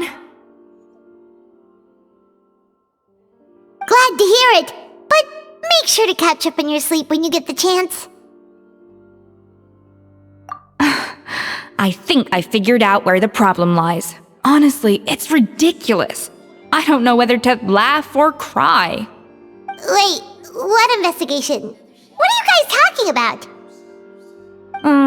I'll save it for when everyone else gets here. It's so stupidly small, I can't believe it's caused so much drama. Yes, except my failures were stepping stones to success. Escoffier! Have you seen Savannah? No, not since yesterday. Why? What's wrong? After seeing her home yesterday, we were all a little concerned about how she was doing. So, I dropped by her place early this morning to check on her. Only to find an empty house with the doors wide open. I left Alphonse and the others to keep watch at her home, while I checked the Hôtel de Bord. I'm worried something bad might have happened. If she's not here, then where could she be? Boss, Escoffier, bad news. Alphonse? You're supposed to be keeping watch at Savannah's house. We were, but then, just after you left, we found this stuff in her house. Oh, looks like a map with a bunch of random places circled. What does it mean? Wait a second. This feels familiar. I'm sure these places are all connected somehow. Of course, from the Codex. They're all places that Modeste explored on his adventures. Yeah, but I don't understand. The adventure logs in the Codex are too fragmented to be of any use. How come this map shows all the missing details? The Codex de Bord? Then this place marked in red out at sea. Could that be the fabled birthplace of Gâteau de Bord? Seriously? So now she set her sights on finding the original recipe and beating Escoffier that way?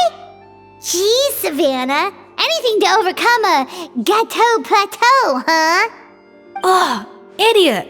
Does she have a death wish? Those ruins are thousands of years old. Hold on, there's more. Besides the map, we also found these letters.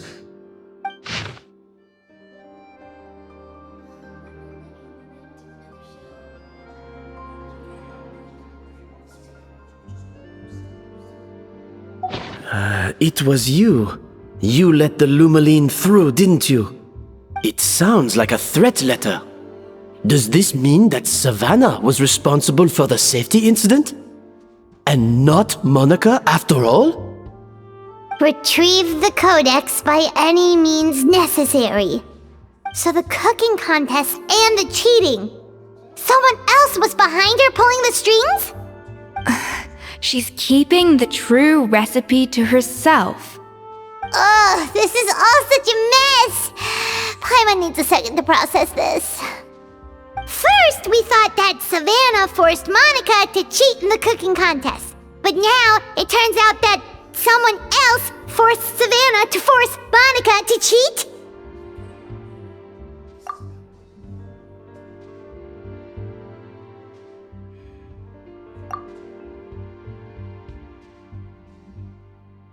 You're finally here. Of course. I should have put 2 and 2 together as soon as I read your threat letter. The food safety incident, the demand for a cooking contest, the instruction to blackmail Monica, even the suggestion that Escoffier was keeping secrets from me. It was all part of your grand plan, wasn't it, Monica?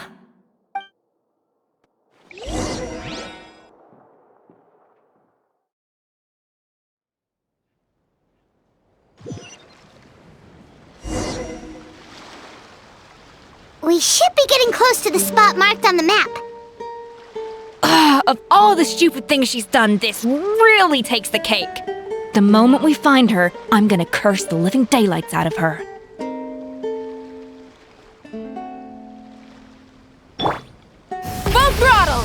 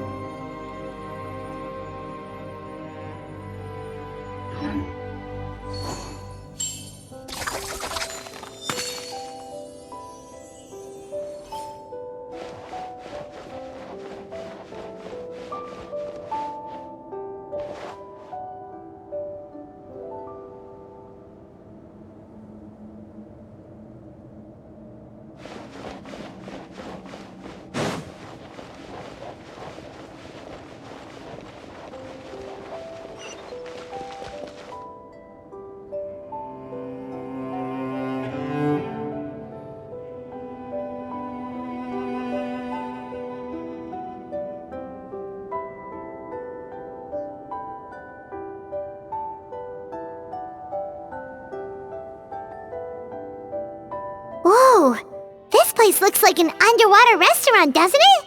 Suddenly, the idea of an adventure chef finding secret ingredients makes a whole lot more sense. I think Modest's codex mentioned this place. A public bath from the time of Remoria. So yeah, definitely the kind of place that would have served food and drinks. Huh? Some blubber beasts have come to join the party? How did they get here?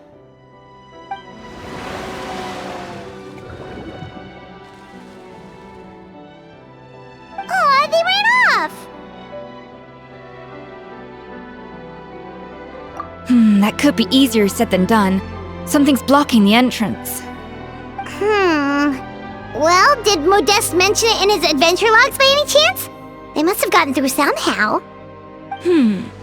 Good point. Yes, that's right. It's coming back to me now.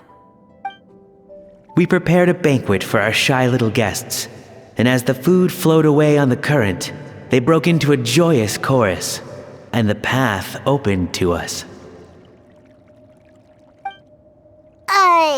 We have to feed the blubber beasts? With what? There's nothing here besides rocks, romaritime flowers, and lumitoile.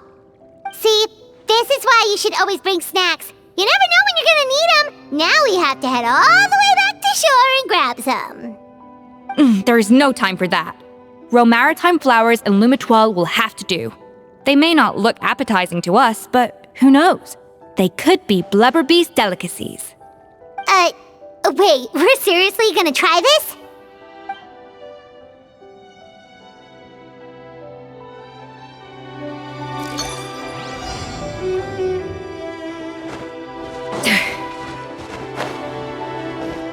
Hey, be careful! Scare them off too much and they might not come back again.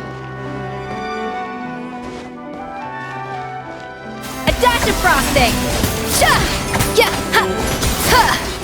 Za! Sha! Ya! Cha! Ya! Ra! Sha! Ha!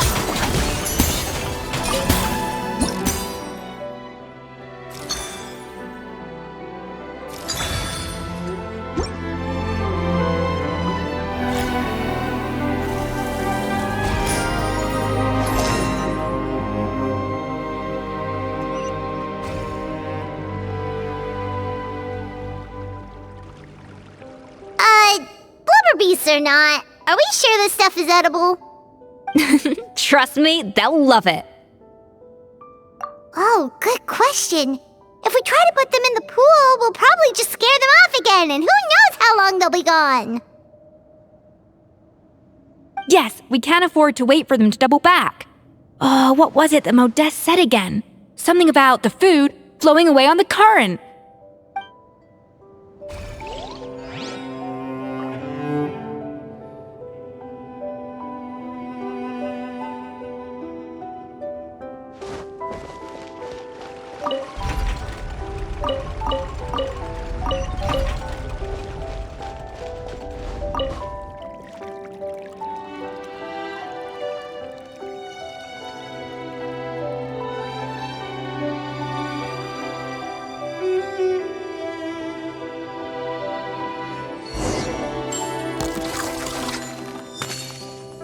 Wow, it's really singing! It must taste better than Paimon thought!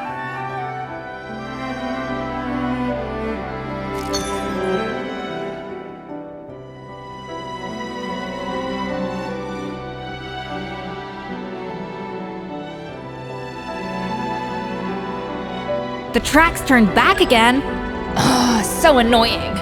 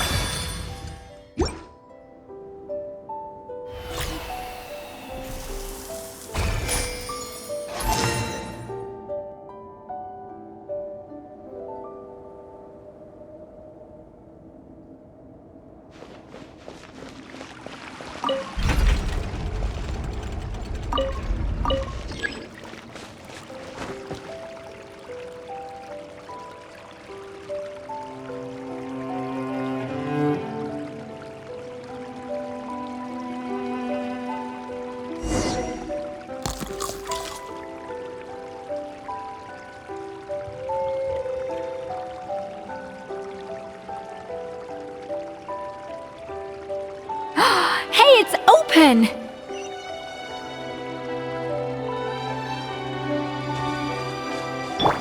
Try and stop me!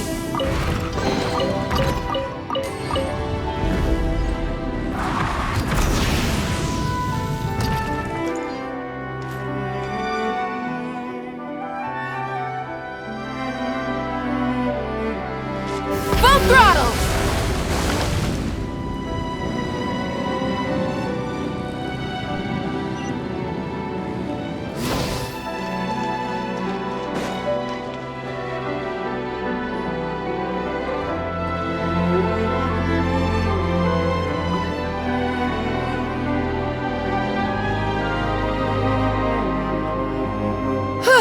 Hey, give me your water.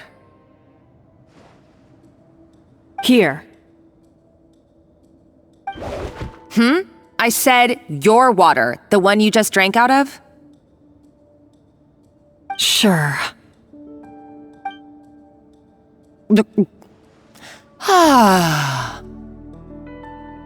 All those years slaving away under Escoffier, and then you. Today, it's finally paying off. Not only have I found the ruin that Savelli kept hidden, but I also get to boss you around like my little lapdog. Hey, go scout ahead for me. If we need to do any more blast tunneling, I want to know where to lay the explosives. Did you not hear me? Get going. Why don't you do it yourself? Oh, when did you learn to fight back? You're always so compliant when I give you instructions by letter. That's because you threatened to expose me for the Lumiline incident. I swear, if I'd known what you were planning, I'd never have... Ha! Don't be so self-righteous. Admit it, you've always been jealous of Escoffier. That's why you lapped up everything I told you.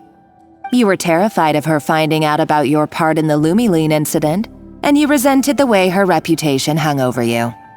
So you jumped at the chance to convince yourself that she was the villain, that she deliberately hid her secret recipes from you just to hold you back. It was the only excuse you needed to justify getting back at her. First, idolization, then jealousy, suspicion, and self-deception. That's what this comes down to. It was the same story with Savelli and my ancestor. He offered Modeste his friendship only to murder him out of vanity. He promised to explore the world with him, only to later destroy all records of their adventures. It's a miracle I even found this place. You have no idea the countless hours I spent piecing it all together. So you see, you're no better than Savelli. If you can't beat him, betray him, right? I am no Savelli, nor will I ever be. Oh, put a lid on it. You really think you can absolve yourself of your vindictive and jealous behavior now? Just because you finally realized that Escoffier never kept any secrets from you? You didn't show any remorse when she left, or in the cooking contest. Why start now? You have no right to redemption. You're right. I don't deserve her forgiveness. But I am done being bullied into submission by you! Ooh, feisty. But you should watch your tone. Talking to me like that could get you in big trouble. I somehow doubt that. Since I poisoned both our water bottles. What? Ever since I learned the truth, I've been biding my time, waiting for this moment. You've played me like a fiddle for so long, and now this is payback! But you drank it too! It's what we both deserve. This is the price we must pay for betraying Escoffier. You'll die here with me, Monica! You.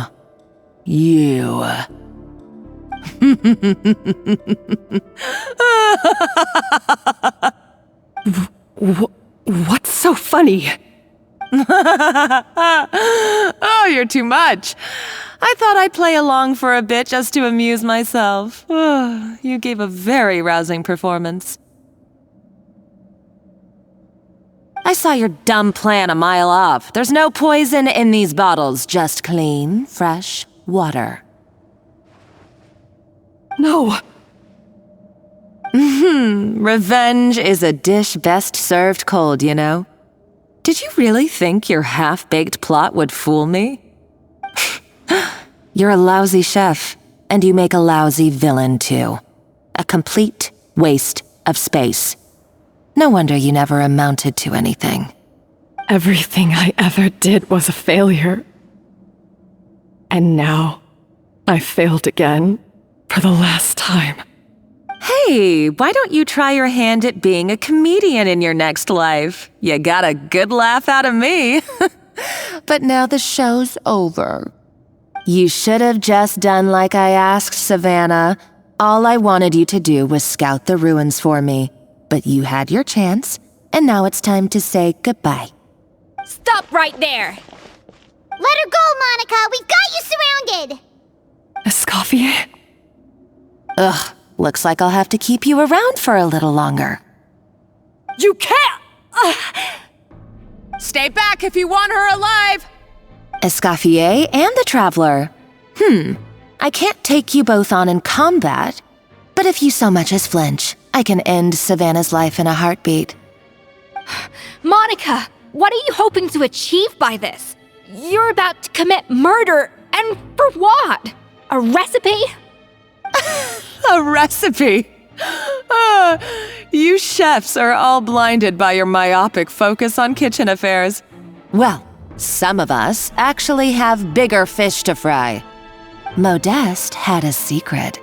The truth behind his so-called genius, the je ne sais quoi factor in his Gâteau de Bourg, and it's right here in these ruins. Are you serious?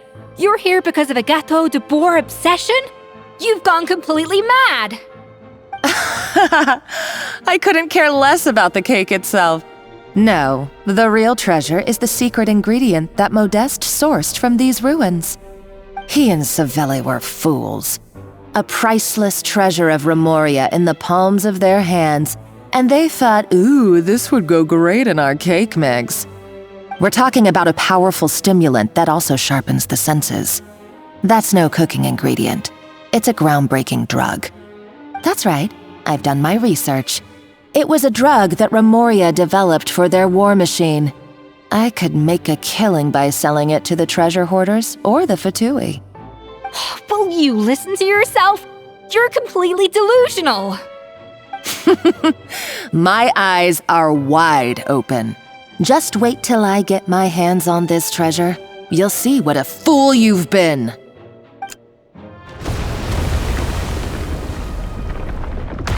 Wait, what's that sound? Just when I thought she couldn't get any crazier. She's lucky the whole place didn't collapse. Uh-oh, Savannah's gone too! Monica must have taken her. Oh, what a coward. She's only taken her hostage because she knows that she's no match for you. That's true. Even if she finds the treasure, she'll need Savannah alive if she wants to get out of here in one piece. Oh, well, our path's been blocked, so let's look for another route.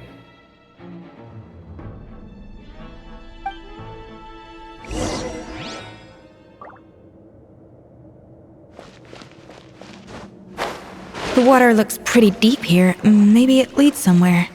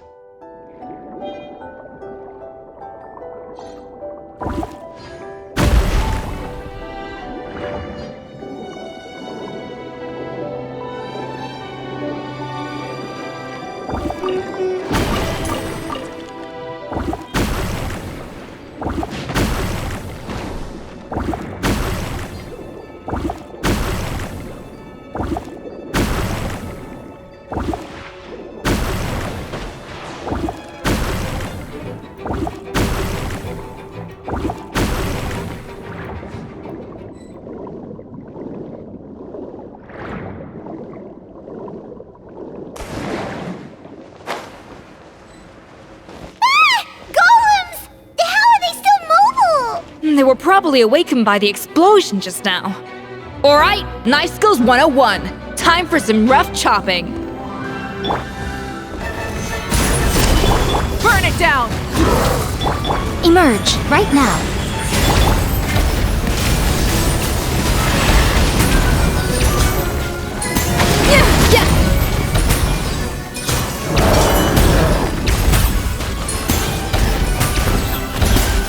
A burst of flavor!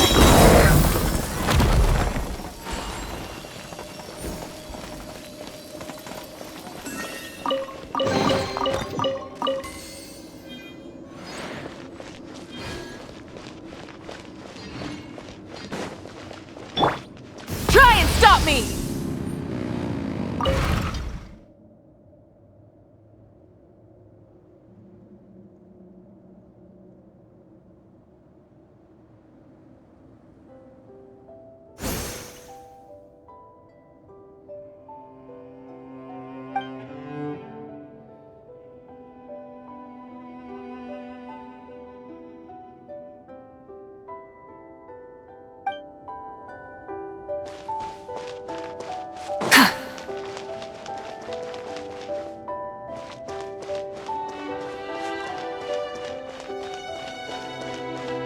Another door?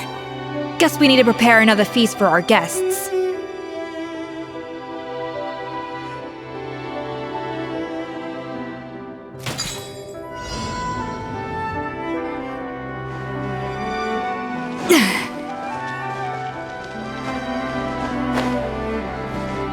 Hey, be careful! Scare them off too much and they might not come back again.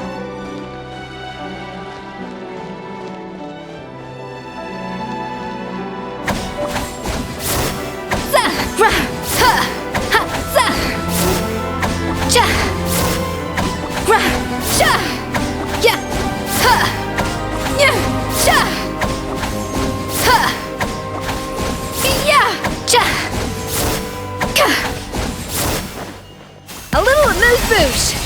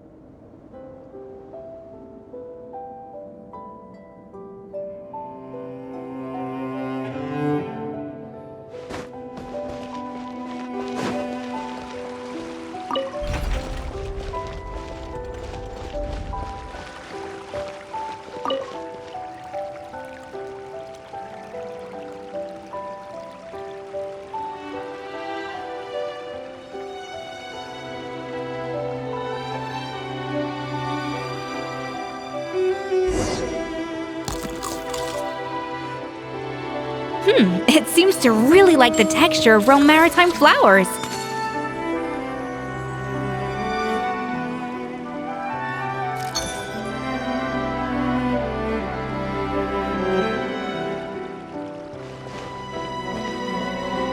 Off to the freezer!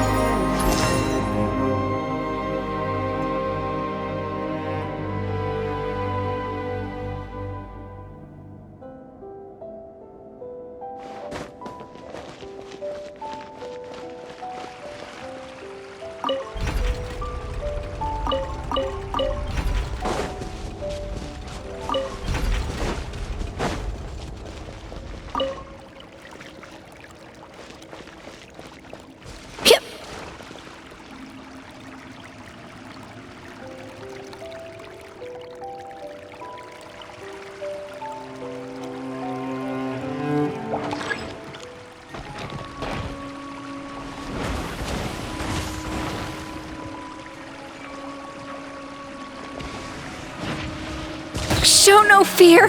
This is order.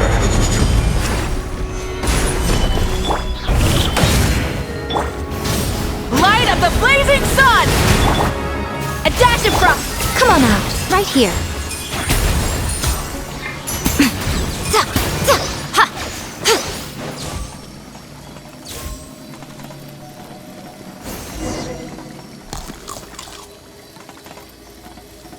I never knew you could process Lumitwol like that. Alright, I've got to jot this down.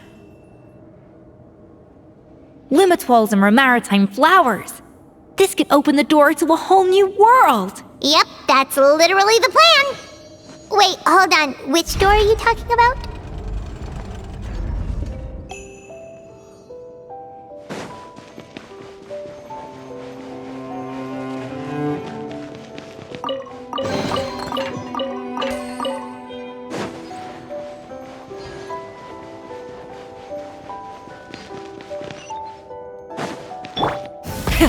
Rev the engines!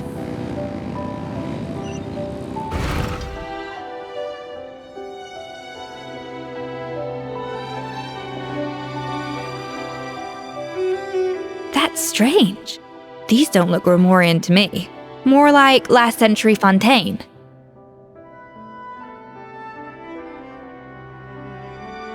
Adventurers from last century Fontaine, huh?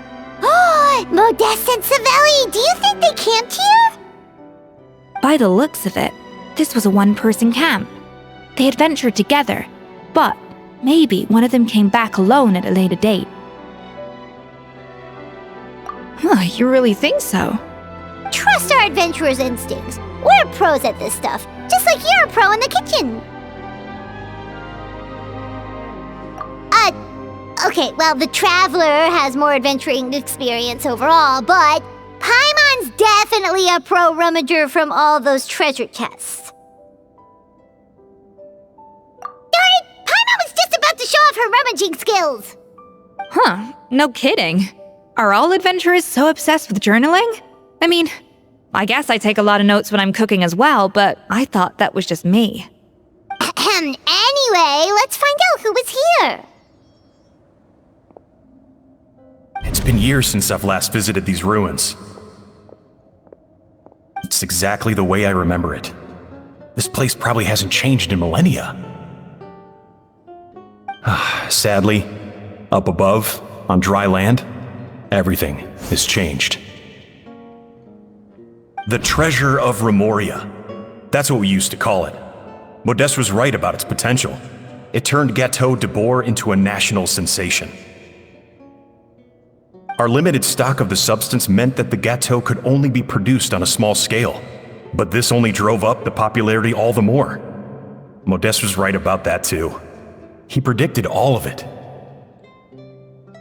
He was praised as a genius, while I, as the one person who'd ever disagreed with him, was labeled a talentless fool. Modeste tried his best to console me, but I knew better than anyone just how great the gulf was between us. Our conversations grew scarce, and we saw less and less of each other. I didn't fight it. He had new friends and a career of his own. Why invite further disdain by inserting myself where I did not belong? I told myself that maybe one day, when I finally created a masterpiece of my own, I'd be able to face him without shame.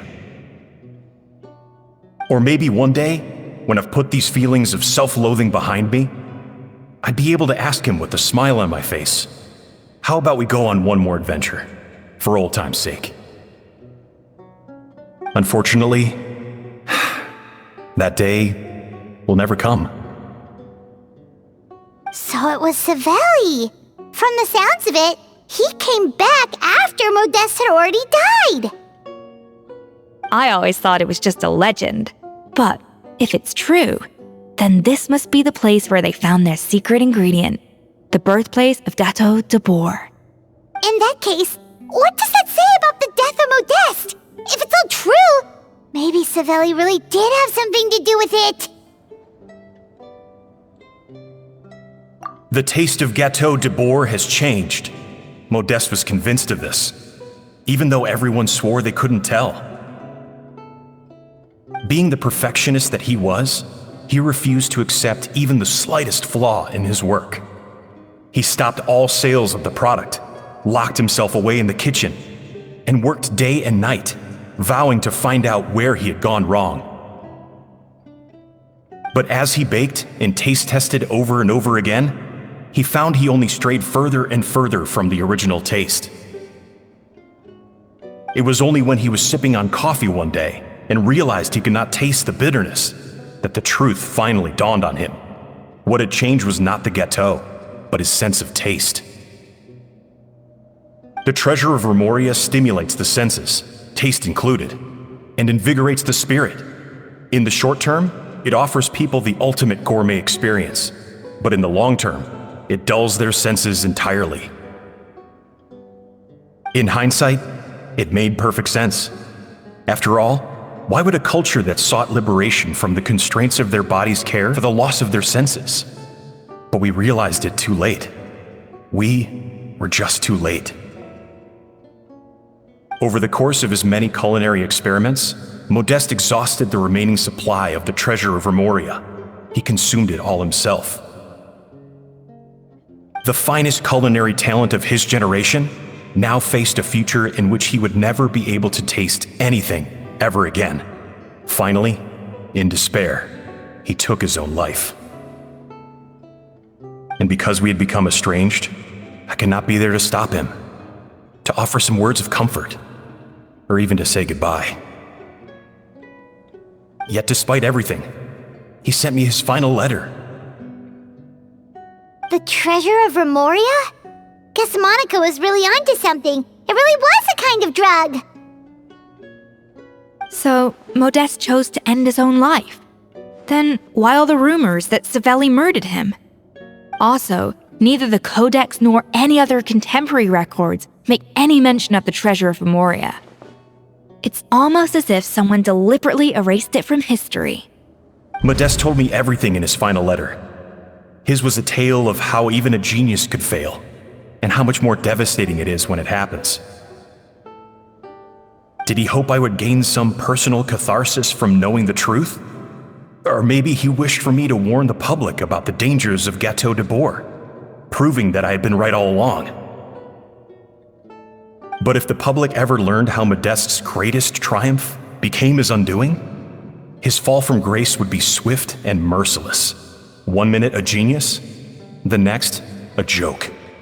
It would surely spell the end for his restaurant, too. What would be his legacy then? How would future generations view everything we built together? I fear the scorn I have faced these last years would pale in comparison to the scorn shown to him by the history books. I cannot let that come to pass. I will do what I must to protect his name. It will mean tampering with his notes to remove the damning details, leaving mere fragments of our story behind. It may lead his family to suspect me of having a hand in his demise. But if that's the price of destroying all evidence of my crimes, then so be it. I would rather the world believe a tale of genius and jealousy than see his reputation in tatters. The final loose end is the evidence here, at the bottom of the sea.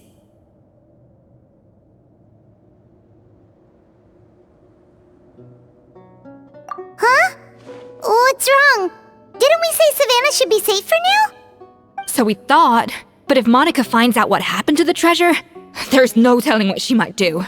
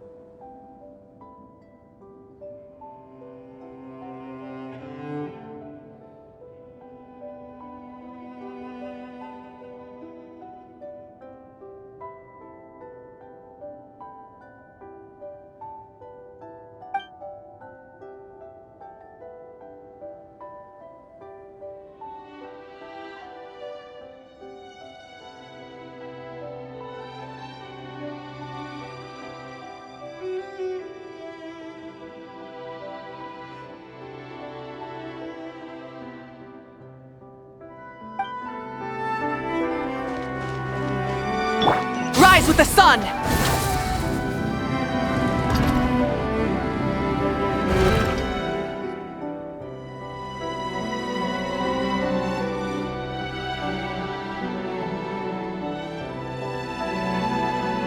The treasure of Remoria.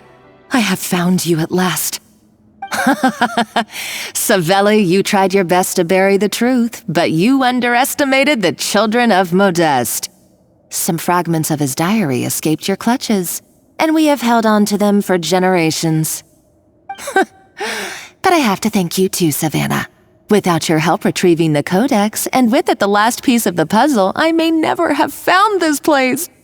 But now, finally, the secret to Remoria's military might is within my grasp. The treasure of Remoria is mine! Oh.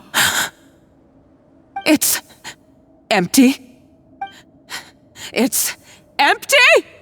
Monica? Oh, we were seconds too late. Escoffier? What's the deal with that jar? Savelli's final act! He wanted to conceal the secret of the treasure forevermore and make sure it would never harm anyone again. So he came here after his friend's death and destroyed every last shred that remained. This can't be happening! All the years I spent piecing together the truth, all my painstaking planning, all that for an empty jar? Monica, don't do anything stupid. This ruin is more dangerous than you realize. Oh, shut your pie hole! Praise be to Lord Remus. You barbarians shall be slain.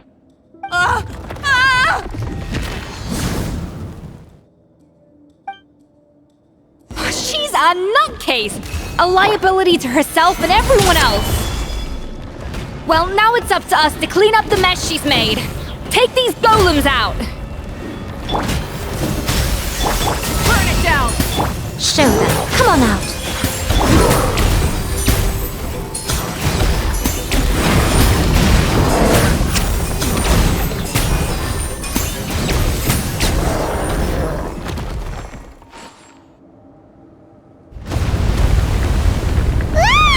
Why is this place still shaking?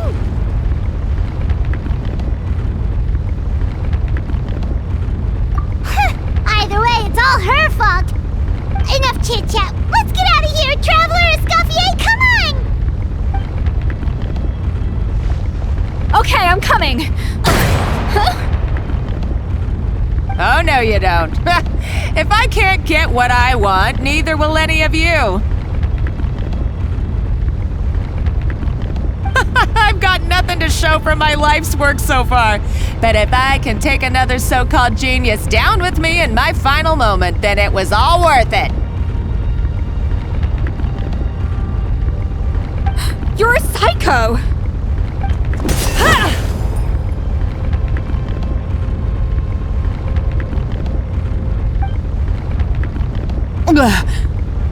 Savannah? Oh, when did you wake up?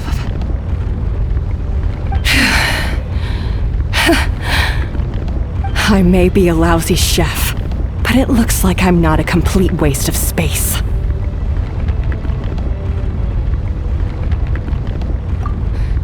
Traveler? Okay, let's go!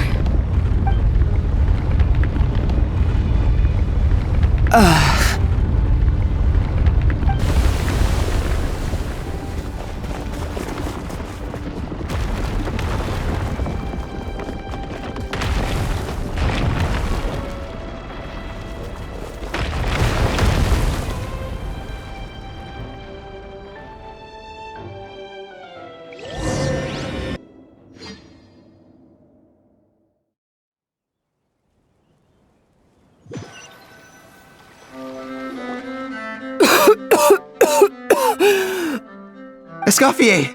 Savannah! Traveler! And Paimon! Venegem, what are you all doing here? What did you expect us to do? Stay at the restaurant and sit on our merry derrieres while the Traveler and Escoffier were out here risking their lives? We had to do something, even though that something ended up being, well, waiting for you here instead. I don't deserve any of you. And I certainly don't deserve to be your head chef. It was my fault Escoffier had to leave. Then I couldn't live up to her standards. I acted like a tyrant in the kitchen. And now I almost got myself killed. Come back, Escoffier. Come and be our head chef again. I'll never be able to replace you. Okay, so everything I said to you the day I left, it just went in one ear and out the other? Huh? Sorry, I was kinda in my own head at the time. All I could think about was the Lumiline situation. What was it you said again? Forget it. It doesn't matter. Anyway, I didn't leave this job because of you. And you're not nearly as awful a chef as you think. If you were that bad, why would all your staff show up here for you? Escoffier's right. Sure, you nitpick our work and get us to do things over a lot. But when it comes down to it, you're the one who's always doing whatever it takes to make sure the customers get served on time, every time. Things were pretty rough after Escoffier left, and Savannah's the only reason we've been able to make it through. Our customers know that Escoffier doesn't work for us anymore. But the fact is, they keep coming back. If that's not an endorsement of your work, I don't know what is. At the end of the day, we're all human, and we all make mistakes. All we can do is recognize where we get it wrong and do our best to improve. That's all that's humanly possible.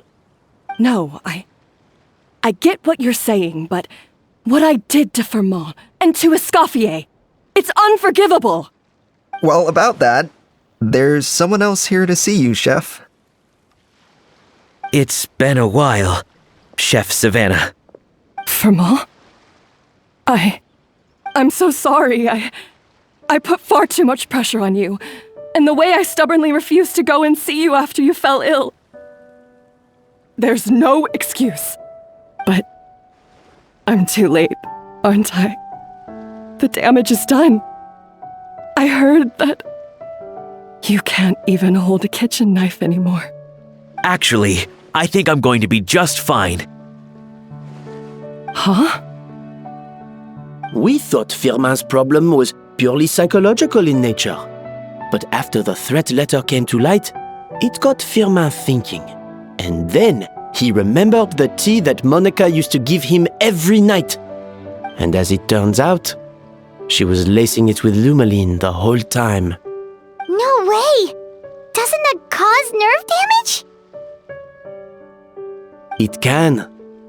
High doses pose a risk of serious nervous and sensory complications.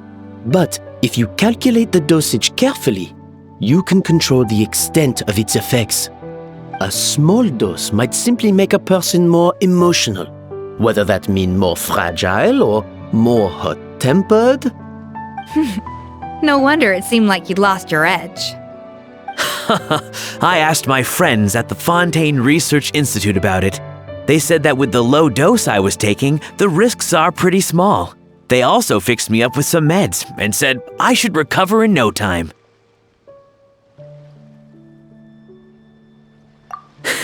Well, that's what happens when you give someone a little bit of hope to cling on to. There's more.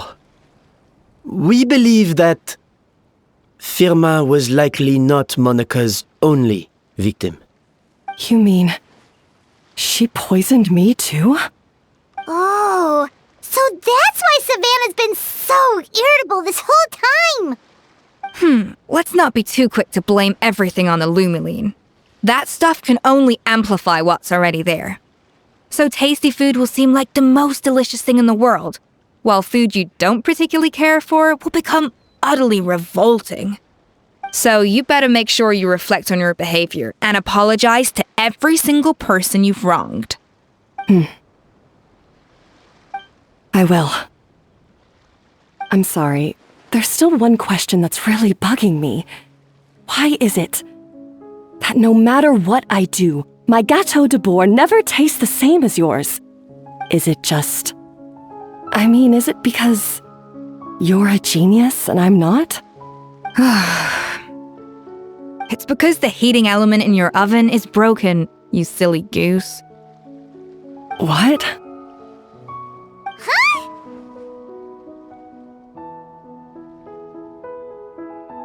I felt like something was off during the cooking contest. Once I got around to checking all the equipment, I noticed it right away. There was a half-degree discrepancy between the temperature setting and the actual temperature.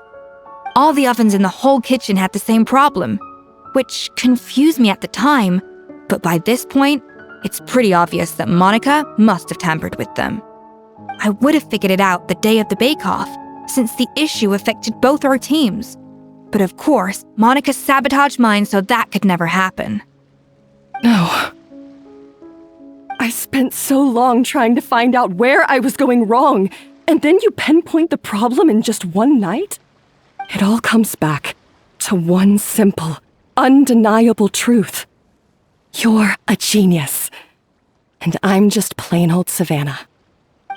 Oh, cut it out! Stop the woe is me act for a second and just think. I came up with this recipe. You don't think that might have something to do with it? Do you know how long I spent perfecting my Gâteau de Bourg? 3 years! 3 whole years! I know this dish inside out, back to front and upside down. And you've been head chef now for what, 6 months? If that? A couple hundred failed attempts, and you're gonna throw in the kitchen towel and declare you'll never be successful because you're not a genius. You clearly have no idea how many kitchen failures I've had under my belt, or just how long it took me to finally get my recipe to a level I was satisfied with. Genius or not, everyone makes mistakes. Modeste did, Savelli did, everyone does. You're only a lousy chef if you don't face up to your mistakes, learn from them, and then keep chipping away until you crack the problem once and for all. Surely you haven't forgotten all that. You were no lousy chef back when I handed you the reins. I haven't forgotten. And I'll make sure I never do.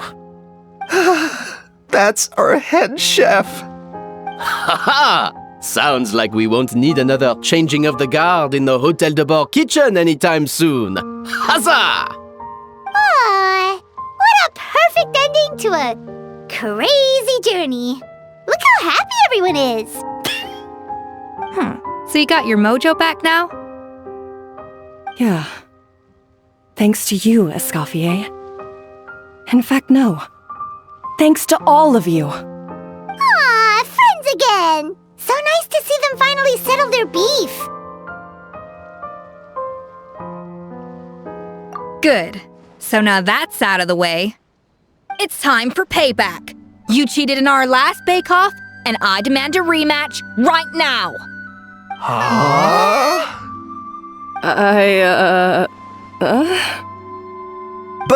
But that was mostly Monica's fault, wasn't it? Right. And also, does it have to be right now? Savannah's only just got her mojo back, and you barely escaped from a death trap. No excuses. This is a cooking contest between 2 top chefs, and nothing will stand in its way. So grab your spatula and get ready, because this rematch is happening today, right now, this instant. Hey, so, this whole time you were salty about losing? The second cooking contest commences now! This time, no more games, and no holding back!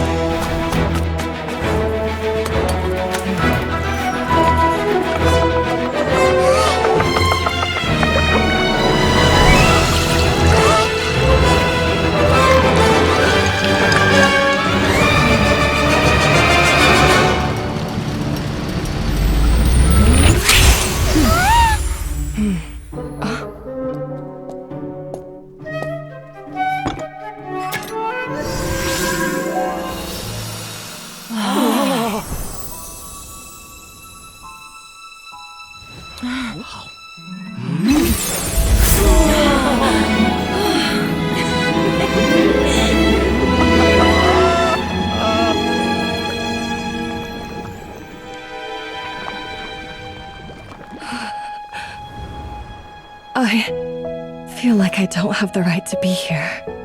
Hey, what are you so afraid of? You can't unbake it now. And if you don't serve it, then good or bad, you'll never find out how to improve. If you're too scared to fail, you'll never know what real success tastes like. So? Embrace your failure. Taste it. Digest it. That's the way to success. I don't know. Sounds like it's easier said than done. I'll do it.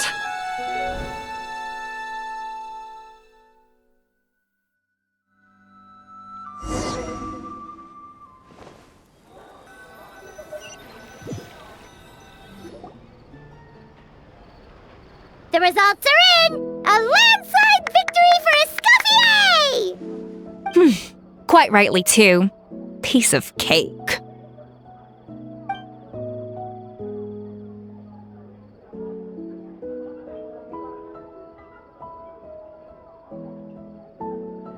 Oh yeah, look at that! Savannah looks pretty chipper too, considering she lost.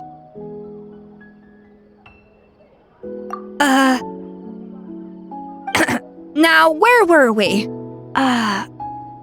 Yes. Do you have any more questions for me after everything that's happened? I thought Navia would have filled you in. And actually, I said all this to Savannah before I left. Although, as we saw, I don't think any of it sank in. I had 2 reasons for leaving. One was the food safety incident, of course. But the other was that the Hotel de Boer had reached a point where it didn't need me anymore. So I decided to step down and look for new opportunities to improve myself. Improve how? Well, a while back, I got to know a fellow chef from Liyue, and in her, I saw so many new possibilities. She has that same adventurous spirit that Modeste and Sibeli had in their youth. Slime mucus, lizard tails. With her, nothing's off the table. There's a whole world of new flavors out there waiting to be explored, hiding away in ingredients we overlook. Case in point, remember those Romaritime flowers down in the ruins? I used them in the cooking contest just now. Did you taste the difference? What? Paimon didn't notice at all. Half of the art of cooking is dissecting the recipes of previous chefs and figuring out the exact constellation of elements that gave their work its signature taste. And the other half, it lies in freeing yourself from the confines of the kitchen. You've got to go out and explore the endless possibilities out there. Uh-oh. Paimon's suddenly not sure she wants to try your cooking anymore.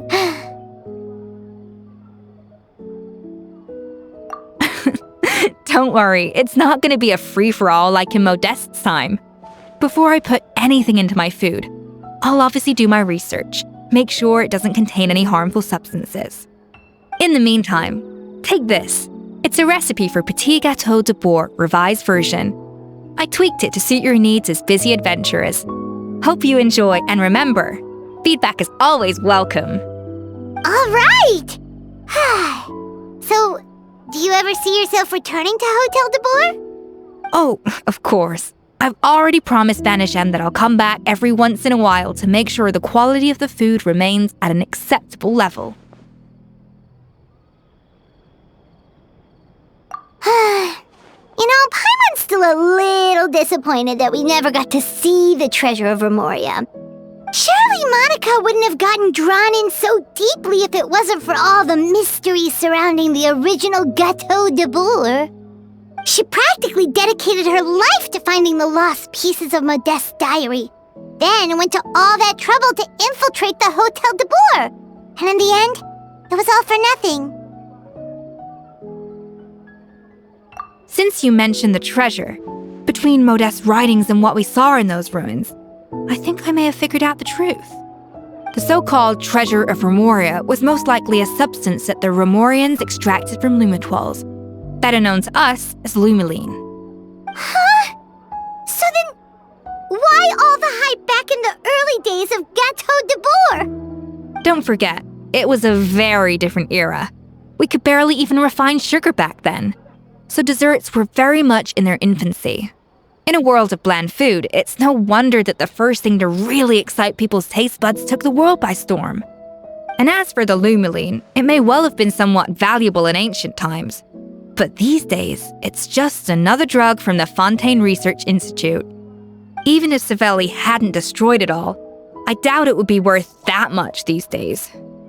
So after all that, there was nothing in those ruins but worthless junk. Feels strange to say it, but Paimon almost feels sorry for Monica. She sacrificed it all only to get nothing in return.